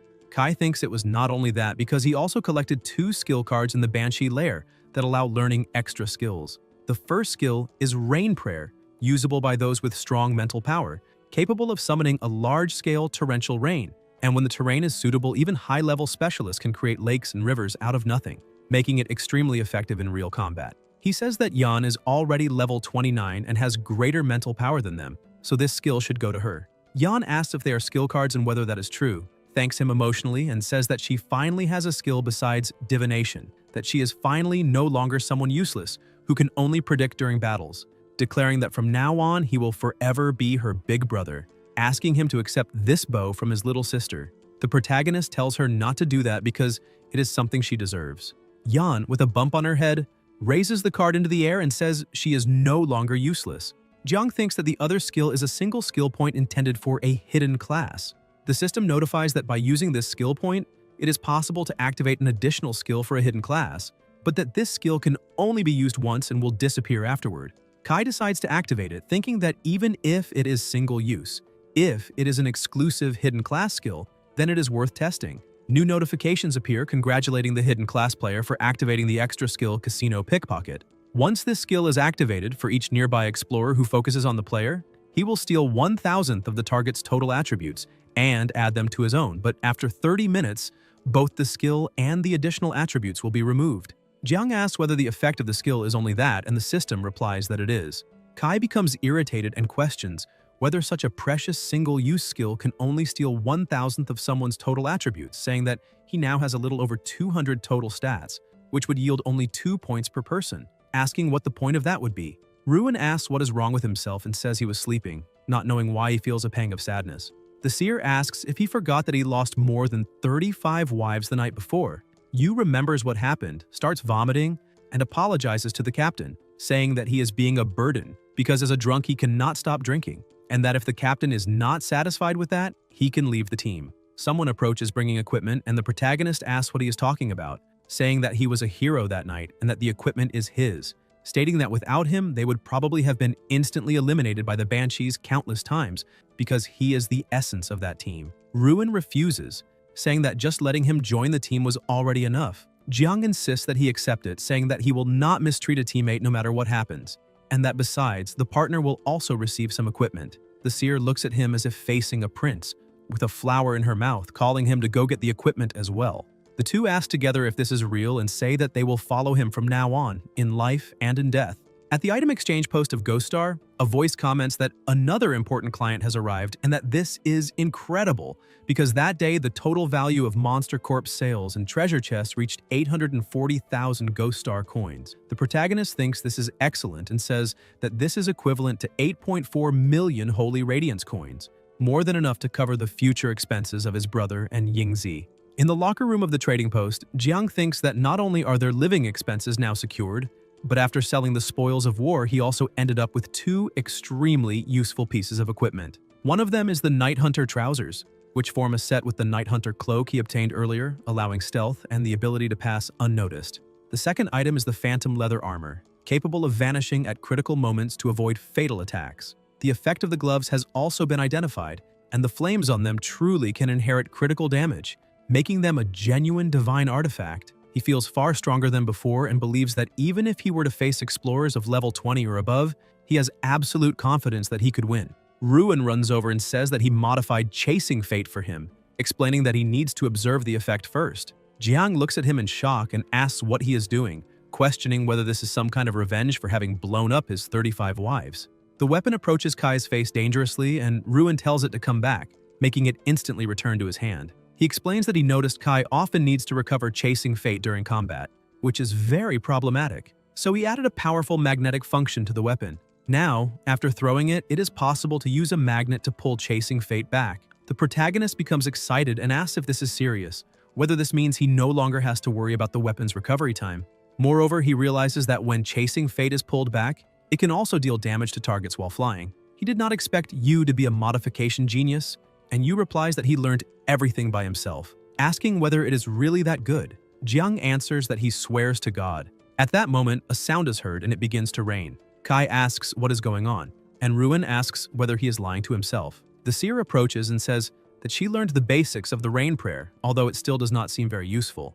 The protagonist asks how that skill could be useless, and tells her to look at the people around them, who are all hiding from the rain because of her. He explains that if she can intensify the rain to the point of seriously hindering the enemy's movement, they will become living targets, and she will be able to eliminate whoever she wants. Yan asks if this is serious, and whether it can really be that useful, saying that she will definitely practice the rain prayer diligently. Jiang thinks that now that Yu can participate directly in battles and she has the rain prayer, not only he but the entire team has become much stronger. Some warriors pass by complaining about the rain, saying that all the equipment they were carrying to the island got soaked, and asking whether the Huang family will punish them for being late. Kai hears this and starts wondering about the Huang family, so he asks them to wait, calls out to the three older brothers and says that since they mentioned the Huang family, there is something he needs to ask. The warriors mock him, asking whether his family has no internet access, and explain that the Huang family's Xuanwu Guild will take 200,000 people to Everfrost Island to hunt a king-level boss. They say that defeating this boss could help expand the country's territory in Ghost Star, and that besides the Huang family, many other explorers will be participating to eliminate the monsters. They state that everyone bears responsibility for the rise and fall of the nation, and ask whether he does not even know such important news, telling them to hurry up, because if they keep paying attention to an idiot, they will be punished for being late. The protagonist wonders whether the Huang family is really hunting a boss in the name of the country, and whether that means Huang will also go. He thinks that now that the beast god is devastating the earth, every country can only resist by obtaining resources from Ghost Star. However, the resources of Ghost Star are occupied by various bosses, and only by defeating these bosses can territories be expanded and supplies obtained. Monsters in Ghost Star are classified by levels, from the lowest to the highest, and among them, king-level bosses are terrifying existences that require hundreds of thousands of people to fight together. He wonders whether the Huang family is truly leading the Xuanwu Guild to contribute to the country's war effort. Jiang continues reflecting that perhaps the Huang family has truly reformed and become people who care about the world, as Commander Ji said, but the rise and fall of the nation concerns everyone, and someone must stand up to face these monsters. He asks himself whether, since Huang is doing this, he too should go to Everfrost Island and contribute to the country. Ghost Star Island, Everfrost. Kai and his team walk forward, and the seer comments that he comes and goes whenever he wants, asking whether he did not buy any suitable clothes for the cold. The protagonist replies that at the beginning he did not expect it to be this cold. Someone shouts, asking what kind of idiot team they are and whether they do not know that one cannot walk on the lake before the battle begins. Jiang replies that this is also their first time there and asks why they cannot walk. The warrior snaps back, asking what kind of novices they are, and explains that, as everyone knows, the bottom of Everfrost Island is a monster lair, questioning whether they do not know that walking on the ice like that will disturb the sirens swimming below. At that moment, a monster rises from the ground, revealing a bipedal triton of level 22. They are startled and ask what that is. The warriors call them idiots and say that a level 22 triton requires at least a team of 20 players to be defeated. They remind them that tritons are specialists in close combat, and that once entangled by one of them, especially at close range and at that level, the situation is practically a guaranteed execution. The two become worried about the captain. The monster charges forward, and the system notifies that the phasing has been completed. The protagonist comments that he thought it would be something impressive, but in the end, it was just a detail. Jiang attacks the triton, causing a huge explosion. The warriors are shocked and ask whether he simply avoided the inevitable close-quarters combat, saying that a level 22 triton, which would require an entire team, was instantly eliminated. Jiang comments that after stretching his muscles, he's no longer cold. Kai thinks that his current strength is 76 points and that, counting a critical hit, this represents at least 15,200 damage, without even considering the critical damage bonus from Chasing Fate. Even making a conservative estimate based on his current minimum critical damage, his damage is already at a level 20 tier, whether against monsters or against other explorers. The system notifies him to retrieve it into storage, and the protagonist also thinks that neither of the two would be able to withstand a single critical hit from him. The seer says that she collected the Triton's corpse for him. Jiang thanks her and says that they will disembark quickly.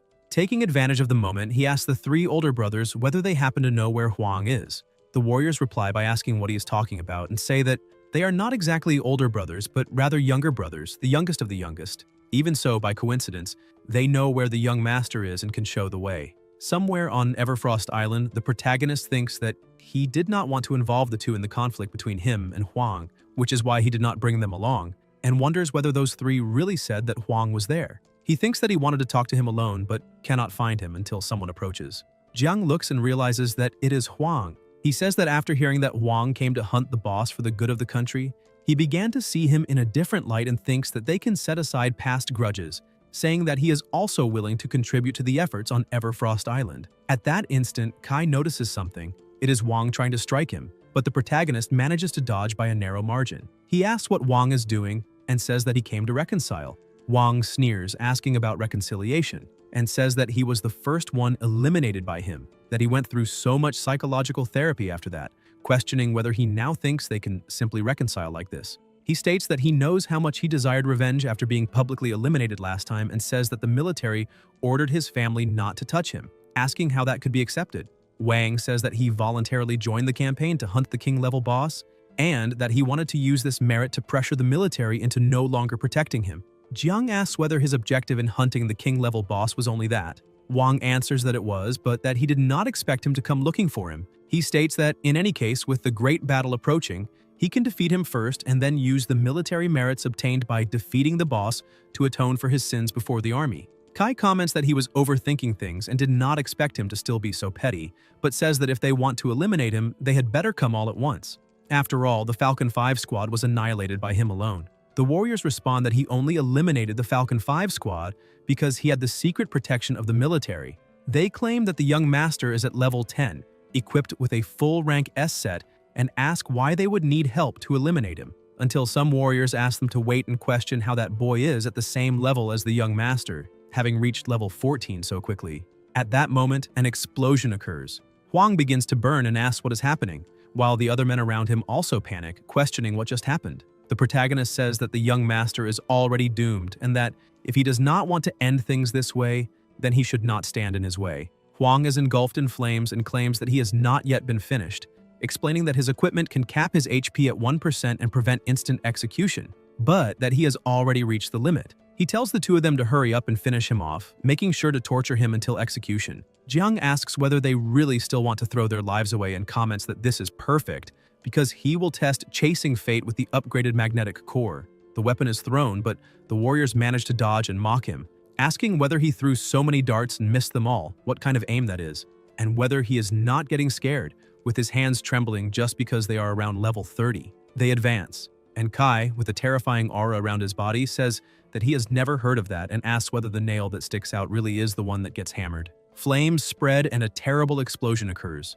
The warriors watch in horror and ask how those darts came back, how that boy, being only level 10, managed to do that. One of them, fallen to the ground and completely burned, screams for them to finish him immediately. The protagonist advances and says that it is not over yet. Jiang throws the dart again, striking the opponent head-on, as flames spread around his body and trigger another huge explosion. The other two warriors panic, asking what kind of ability that is, how the damage can be so high, and whether that boy is some kind of weak god in disguise. Huang curses them as idiots and asks whether they cannot see that he excels at long-range attacks, ordering them to attack together, since the two of them only need to get close to him. Huang thinks that he must be of the Eliminator class, specialized in long-range attacks with extremely high damage, but that if someone gets close, he definitely... Another explosion happens. Huang watches and says no. Kai approaches and says that he is a loser, that they are a bunch of losers, and asks what the difference is. Huang, seized by panic, says that this is impossible, that the level difference is huge, and asks how he did that. The protagonist says that he wanted to put past grudges aside, but that Huang really disappointed him, and asks whether he is truly determined to eliminate him. Huang asks what he intends to do. Jiang replies that it is nothing special, but that if Huang wants to eliminate him, he cannot just let it slide. He comments that he heard Huang developed psychological trauma the last time he was eliminated, so this time he will just make that trauma a little bigger. Kai strikes Huang on the forehead, finishing him. A few minutes later, the protagonist looks at the system and comments that eliminating adventurers grants even more experience, saying that he did not expect that eliminating 4 players around level 31 would make him jump directly to level 17. The system notifies that he has received the Bloodthirsty Eliminator penalty for eliminating more than 10 adventurers of the same faction. Bloodthirsty Plasma Eliminator penalty state. While in this state, your location will be detected by all nearby players. Upon eliminating a Bloodthirsty Plasma Eliminator, the experience obtained will be tripled. 10 Tears of Repentance can be used to remove the Bloodthirsty Plasma Eliminator state. Jiang comments that this title is a severe Ghost Star penalty, because everyone will start attacking him, since anyone who receives this penalty basically becomes a walking package of experience. New notifications appear informing about double talent. All rewards or penalties from the system that he receives will trigger a double effect with a 1% chance to trigger super double, multiplying rewards or penalties by 10. Kai thinks that his duplication talent can multiply the penalty by up to 10 times, and that losing his life even once could make him lose 30 times more experience, possibly dropping him straight back to level 1. He concludes that this is extremely bad and that he will need to avoid crowded areas in the future, as well as find a way to use Tears of Repentance to remove this state. Somewhere on Everfrost Island at the Huang family camp, a voice asks whether Huang has been eliminated and how they failed to protect him. It is Huang Tong, Huang Wei's father and commander-in-chief of the Everfrost Island campaign, who states that he had already publicly announced that his son and he himself, along with 2 other family members, would fight for the country. Now that his son has been eliminated, he asks whether that does not turn him into a liar before the entire nation. Huang Da asks what they should do now. Tong slams his hand forcefully beside the chair and replies that they must attack immediately, that they themselves will defeat the king-level boss, and once they succeed, they will use military merits to pressure the army into stopping its protection of Jiang. He declares that, until then, that boy will pay the most brutal price. Half an hour later, somewhere on the island, the seer asks the captain why he received a new title, and Ruin asks whether he has become a bloodthirsty plasma eliminator. The protagonist tells him to shut up and not expose him, saying there is no time to explain what happened, but that, in short, he picked a serious fight with the Huang family and they need to leave as quickly as possible. At that moment, an extremely loud sound echoes, and they ask what that noise was. Yu wonders if it is a war horn and why it would be sounding now, while Jiang asks himself whether it is possible that the Huang family has started the war ahead of schedule. Yan points forward and tells them to look, because the ice on the frozen lake begins to crack, and the rumbling continues. Something approaches, revealing numerous monsters, and they watch in shock as something moves at high speed. They are monsters of another species, and among them appears the king-level boss, the frozen Triton Lord King rank, with its current HP still at 100%. The seer asks if that is the boss. The protagonist comments that the pressure is immense, and Ruin admits that he is scared. Tong announces that the king-level boss, the frozen Triton Lord, has been drawn onto the battlefield and that everyone must prepare for combat, saying that if they win this battle in addition to generous rewards, they will help the Holy Radiance secure territorial resources against the wrath of the Beast God in the future. He states that whether now or in the future, everyone must give everything to achieve victory, even if it means being finished, because once the arrow leaves the bow, there is no turning back, and thus, the battle against a king-level boss officially begins. The monsters surge forward. Ruin suggests that they move up, and the seer comments that a battlefield with 200,000 people must be exactly what a fight against a king-level boss looks like.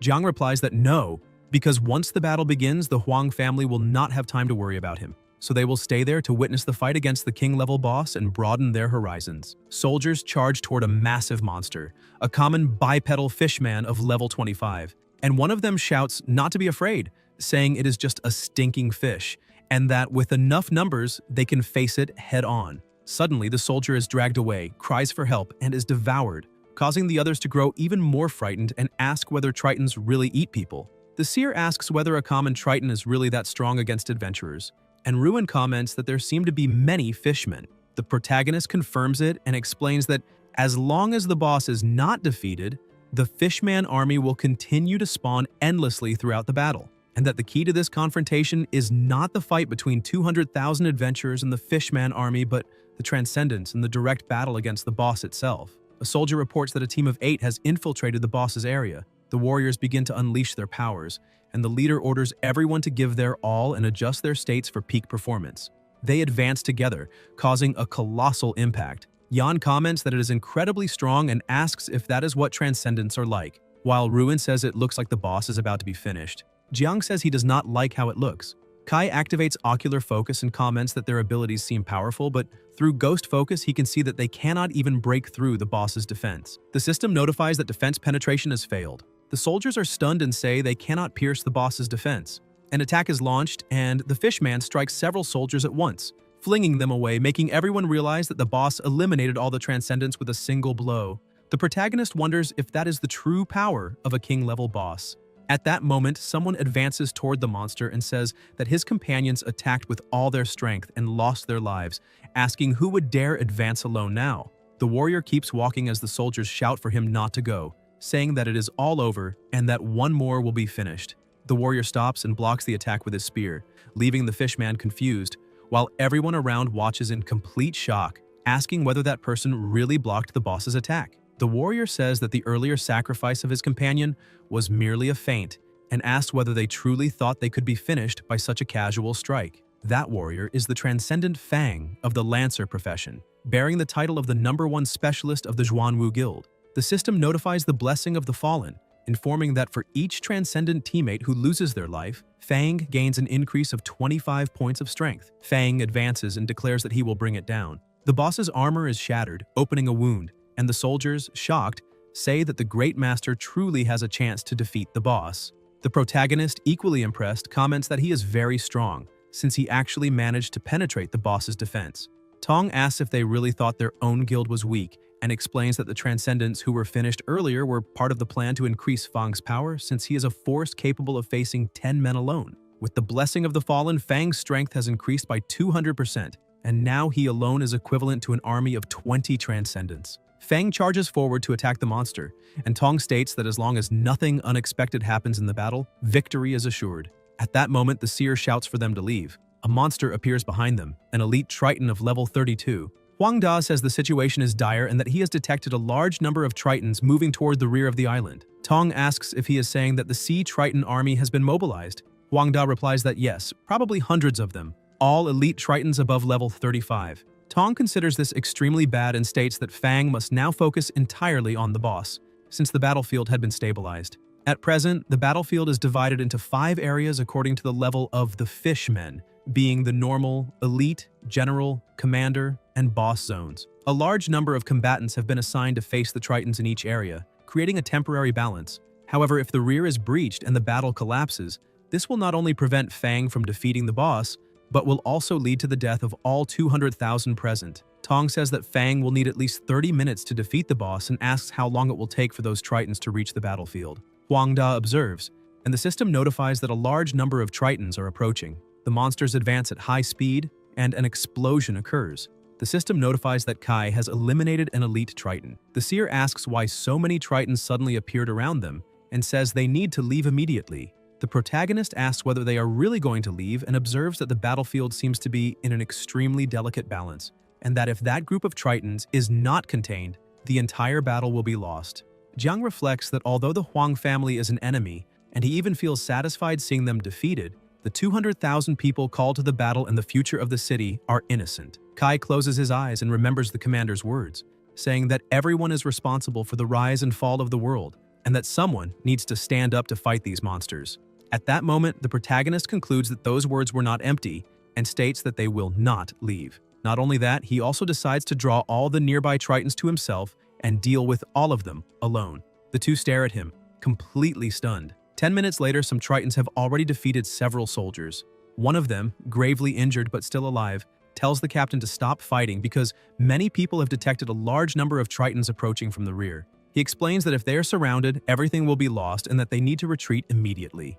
Around them, several wounded soldiers groan. The captain replies that yes, if they lose their lives, they will not be able to enter for a month, and if they cannot earn money during that period, they will be evicted by the landlord, so everyone must retreat or they will all die. Then he asks that no one run and asks whether they have not noticed that 10 minutes have already passed since they began detecting the Tritons, exactly the time predicted for them to arrive. The soldiers say that none have appeared so far and ask what that means, questioning why none have shown up and whether something transcendent is interfering behind the scenes. The captain replies that this indicates that someone extremely powerful is intervening, managing to contain so many Tritons at the same time, likely an extremely strong elite group of adventurers fighting with everything they have. Meanwhile, the protagonist runs ahead with countless Tritons right behind him. Jiang smiles, stops running, and unleashes his attack, spreading flames and causing successive explosions. Kai comments that he has already eliminated more than 20 Tritons, but that they keep coming one or two at a time, making the process slow. Suddenly, the seer cries for help, saying there are many monsters chasing her, and Ruin is also being pursued by several Triton. The protagonist begins to release even more flames and tells them to leave the rest to him, ordering the two to hide. Yan says that he has drawn in many Tritons and asks whether he really can finish all of them, while Ruin agrees, saying that it was already difficult to eliminate just one or two before. Jiang replies that in fact it is a bit difficult to eliminate one or two individually at that moment, but what they do not know is that compared to fighting a single target, his power is far more suited to crowd control. Kai then unleashes his flames and wipes out 257 Tritons at once. The two teammates are completely shocked and ask if that is really his true strength. On the other side of the battlefield, the soldiers notice a gigantic explosion in the rear and ask what that was.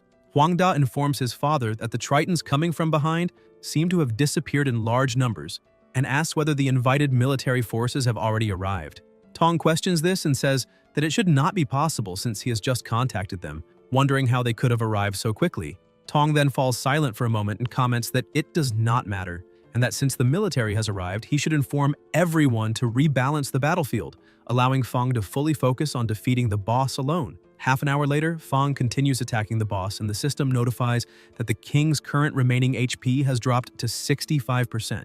The soldiers cheer, saying that the boss's health has been reduced by 1/3 and that they now have a chance to win, until something moves, and it is the boss himself. Huangda warns everyone to be careful because with 1/3 of its life reduced, the boss has entered the second phase, Fury. In the Fury phase, the boss's speed becomes so high that it is almost impossible to dodge. So Fang can only endure this wave of attacks head-on now, and whether they succeed in defeating the boss depends on this. Seeing the situation, Huangda asks whether Fang will be able to withstand it. Guys, if you enjoyed the video, leave a like, comment, and subscribe to the channel so you don't miss new content. Thank you.